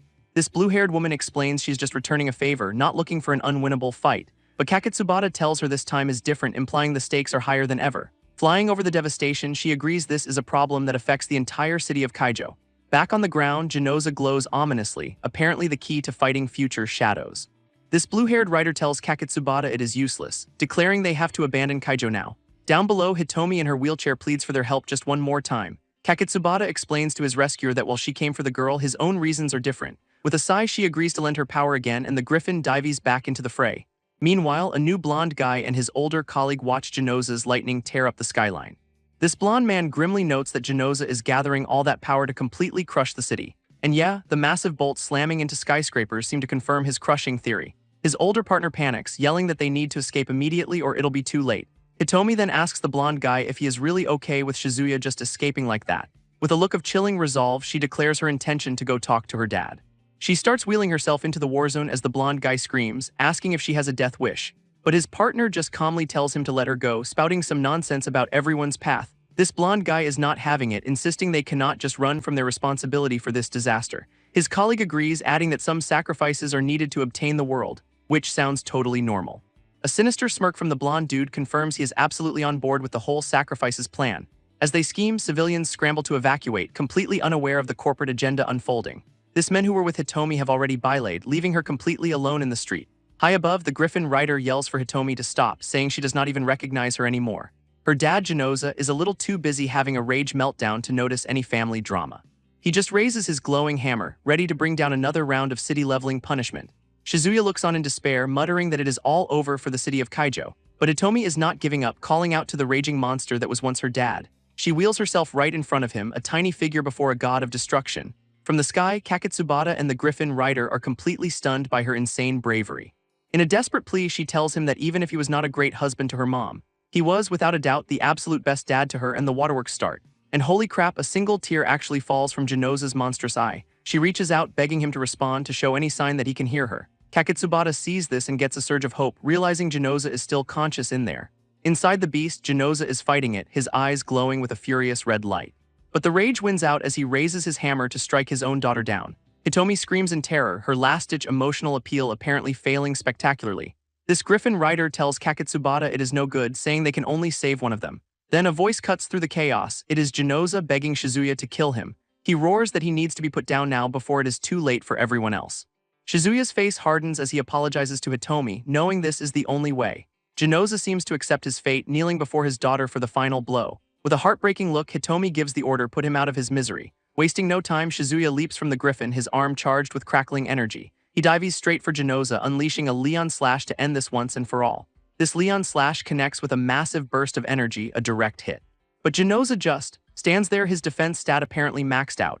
Shizuya stumbles back, realizing his ultimate move barely even scratched the guy. Turns out the Thunder God is basically running on an external battery of pure lightning. So Shizuya figures he just needs to unplug him, but has no idea where the outlet is. Then he remembers the chip, the little piece of tech that started this whole mess. Following the energy flow, he spots a glowing weak point right on Genoza's chest. Genoza himself screams for Shizuya to hurry it up while he has still got some control left. With no time to spare, the monster starts charging up a city-ending blast of his own. In a panic, Shizuya yells for Kakon to give him back his ride. He needs that Griffin now. She agrees, and he hops on with the blue-haired rider for a high-speed aerial assault. They dive straight toward the swirling vortex of lightning and rage that is Genoza. With laser focus, Shizuya knows this is his one and only shot to end this. He charges up a magic cannon on his arm, aiming for that tiny weak spot. This beam slams right into Genoza's chest, hitting the chip dead on. Apologizing for what he has to do, Shizuya pours every last bit of power into the blast. This resulting explosion sends him and the Griffin rider flying backwards through the air. Genoza's monstrous form starts to crack and shatter under the immense energy overload. After a blinding flash, the sky clears, and the survivors below wonder if they have actually been saved. Even the two corporate schemers are stunned, unable to believe Shizuya actually took down a god. In the aftermath, Genoza is human again, lying on the pavement as Hitomi weeps over him. With his last breaths, he apologizes for not being there to watch her grow up. But she tearfully insists she is the one who should be sorry for her terrible attitude. He just tells her that hearing her call him dad is more than enough for him, and with a final, heartbreaking cry of daddy, she watches him pass away. Kaketsubata steps in to comfort her, assuring her that her father was a true hero. Just then, William and the Oathkeepers show up, asking if Kaketsubata really defeated the Thunder God. One of his teammates even calls him the MVP, a big step up from Suicide Mission Nutjob. Another guy tries to ask how he pulled it off, but Kaketsubata just gives him the SHHH treatment. He glances back at the grieving Hitomi, saying he will explain everything later. William then makes a surprisingly decent offer to honor Genoza's wish by healing Hitomi's legs, but she has a different request, looking up with fiery resolve to become an Oathkeeper herself. After a moment of shock, William agrees, looking like he just found his newest star player. And just like that, she is welcomed to the team, surrounded by her new, heavily armed colleagues. Later, William tells Kaketsubata he owes him a massive debt and asks what he wants as a reward. Our boy just smirks and says all he really wants is a chance to rest peacefully. So William casually offers him a private island to chill on because of course he owns one. Then he gets serious, asking if they happen to find a chip inside Genoza's body. Kaketsubata confirms there was one, but he made sure to destroy it during the final attack. William says that is fine as long as he is not hiding it, waving him off to his island vacation. William asks if Shizuya is suspicious of him, getting a very telling side-eye in return. In a much quieter moment, the blue-haired rider and her griffin watch the sunset over the city. On the rooftop, she asks Shizuya what his plans are now that the dust has settled. She then asks if he is planning to just abandon her after she was his personal cavalry. Our boy just smirks back, inviting her to come recuperate with him if she's got no plans. Kakon immediately calls him on it, pointing out that Hitomi just lost her dad and needs him. Shizuya reasons that since he is the one who killed her father, she likely needs space to process. Just then, his prosthetic arm starts glowing with some kind of weird blue energy. He is totally blindsided, having no clue what the hell is happening to his arm. A system message pops up right in his face, data installation in progress. Uh-oh, this triggers a shocking memory of two people falling, one trying desperately to save the other. Fast forward half a month and we are looking at a peaceful cityscape. A high-tech door slides open with a dramatic hiss, smoke pouring out into the room. From the smoke, a woman in casual pants and shoes steps into the room. Holy crap, it is Hitomi, and she is standing, declaring she can finally walk again. Her celebration is cut short when she spots someone else in the room, a cloaked stranger. Without a word, the cloaked attacker dives at her, brandishing a glowing blue knife. Showing some new reflexes, she dodges back as the blade slams into the ground. In a shocking counter, she blocks the blade with her bare hand, which is now glowing with power. This attacker gets knocked back and Hitomi stands ready, clearly not the same girl from before. A slow, deliberate clap echoes through the sterile room, setting a very ominous mood. It is William congratulating the cloaked attacker on a successful surgery, which is a weird way to put it. Hitomi, now standing on her own 2 feet, demands to know what the hell is going on. Her attacker, a woman named Shimoda, just stands there looking intimidating in her glowy neon mask. William's crew praises her as the #1 martial artist, which explains the fancy moves from before. With a knowing smirk, Hitomi figures it out. This whole near-death experience was just a test. One of William's guys confirms it was her final exam to become an Oathkeeper, and she passed. This doctor dude calls William boss, confirming he is the one pulling all the strings here. William then tells some guy named Sato to give Hitomi the grand tour while he attends to business. He and his partner walk into an office where a couple of interesting characters are waiting. A red-haired girl with a chaotic vibe and a masked green-haired guy greet him from his desk. Looking less than thrilled, William just tells the girl to get out of his chair. She apologizes with a terrifying grin, saying his chair is just super comfy, totally normal behavior. Getting straight to it, he asks if they managed to find the data Genoza left behind. This masked dude gives a simple, unhelpful no, which probably is not what William wanted to hear. So William asks why they even bothered coming back if they failed the one thing he asked for. But the girl says she found something better, some incredible intel from the Riton building. She reveals Genoza was secretly working with a mysterious person called Z from the shadows. This rocks William, who realizes Genoza knew about a whole shadow world from the very beginning. His partner wonders aloud if their own business deal was just another part of Genoza's master plan.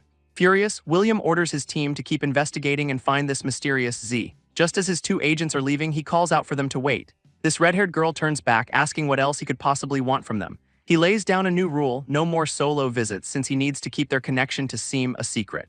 She agrees with maximum sarcasm, promising to post on social media that they are total strangers. Having had enough of their attitude, William just screams at them to get out now. Meanwhile, on a gorgeous private island, someone's vacation is in full swing. It is Shizuya living his best life on a diving board and finally getting that rest he asked for. Kakon is there too, completely fawning over him and begging him to jump already. He executes a perfect dive, mentally scoring himself 100 points for the flawless entry. But his own prosthetic arm suddenly grabs his shorts, which is definitely not normal. A massive silver dragon yanks him into the sky and he is not happy about it. Then the dragon just drops him, sending our boy plummeting towards the ocean. He hits the water with a colossal splash, not exactly the graceful entry he was hoping for. From the beach, Kakon is dying of laughter, calling it payback for him being a tough boss. Shizuya surfaces looking completely unamused, pointing out they were supposed to be a team. Their little spat is interrupted by a man in a suit, announcing Shizuya has a phone call. Taking the phone, he confirms his identity, wondering who could be calling him out here. This voice on the other end is frantic. Mido City is under attack by shadows and they need help. And just like that, we are back in the city, a helicopter closing in on a skyscraper rooftop.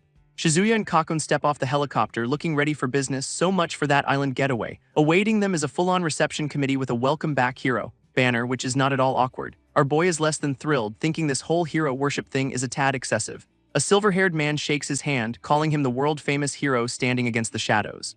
His new teammates are already gossiping, impressed that the legendary #1 commander is on their side. Shizuya cuts right through the praise, immediately asking where Hitomi is. This leader explains she is taking time to grieve her father, then ushers Shizuya into the briefing. Inside, the situation is dire. Mido City is under siege, and if its nuclear plant goes, the whole world is contaminated. One of the guys questions their chances if the military is failing, but his masked buddy says that is exactly why they have to fight. Their leader reminds them that any plan needs his approval, and they will be using strategy, not just brute force. This immediately pisses off the hot-headed one, who takes it as a personal insult to his intelligence or lack thereof. A woman in a very cool mask just sighs, telling them to wake her up when the testosterone contest is over. Turning to the only adult in the room, the leader asks Shizuya for his take on the situation. Shizuya points out the shadows are moving just like they did in the game Azure Land, giving them a major tactical advantage. Intrigued, the leader agrees and asks him to lay out the specifics of his plan. He explains Mido City's main industry is robotics, which means the shadows are farming them for easy XP just like players would. This hothead is still skeptical, doubting they can stop an entire army from leveling up. With a confident smirk, Shizuya says fighting shadows is hard but destroying man-made robots is easy. This leader leans in, completely hooked and asking what our boy has in mind. Shizuya drops the name of his bold new strategy, Operation Wildfire. This whole squad just stares, completely baffled by the name Operation Wildfire. Shizuya explains his logic: you fight a forest fire by burning away its fuel source. With a confident smirk, he asks the team's leader if he is ready to commit. But the spiky-haired hothead immediately objects, demanding to know his basis for the plan. Shizuya calmly replies his basis is his encyclopedic knowledge of the game's world. This woman in the mask chimes in, asking who he thinks he is since he is not their guild's boss. Kakon smugly corrects her. Shizuya is not just the boss, he is the top commander. This news absolutely fries the hothead's brain, who cannot believe what he is hearing. We flash back 6 months to him and a blonde warrior facing a massive boss monster. This blonde guy warns him not to rush in, but of course he does not listen. As the blonde commander swoops past, the hothead accuses him of trying to steal the kill. This commander quickly explains the boss's reflect and paralysis mechanics, which require strategy, not brute force. Our hothead scoffs, calling him a coward who scavenges wins instead of fighting honorably. To prove his point, he charges headfirst at the monster, ready to show off his strength. He lands a massive fire punch, feeling pretty good about himself for a solid half-second. Then the boss's reflectability kicks in, zapping him with a face full of his own attack. He gets blasted backwards, crashing into the ground like a sack of very angry potatoes. Now completely helpless, he can only watch as the monster raises a fist to finish him off. Just in time, the blonde commander intercepts the blow, saving the guy who just insulted him. This boss's hoof is suddenly trapped in a glowing purple magic circle, the real strategy at work. This commander's team then swoops in with a flawless X-slash, showing the loudmouth what an actual strategy looks like. Now that he is not getting his face melted, the hothead asks how the commander knew all that for a day 1 dungeon. This commander basically says he paid attention, pointing out that even the trash mobs telegraphed the boss's mechanics. Our boy's ego is still fighting for its life, trying to write it all off as just a lucky guess. One of the commander's teammates chimes in, confirming he has never misread a situation before, a hell of a flex. This hothead's brain just short-circuits, unable to process someone having that much game knowledge. Being the bigger person, the commander offers a handshake and an invite to raid together in the future. This hothead accepts, and just like that, a rival becomes an admirer. Back in the present, he finally connects the dots. That legendary commander was Shizuya. Shizuya just leans back with a smug grin, asking if anyone else has a problem with his plan. This hothead can only stand there in stunned silence, his entire argument completely dismantled. Seeing no more complaints, the team leader makes it official. Operation Wildfire is a go, and they move in 30. But just as everyone's ready to roll, a voice cuts in asking who the hell said they could leave.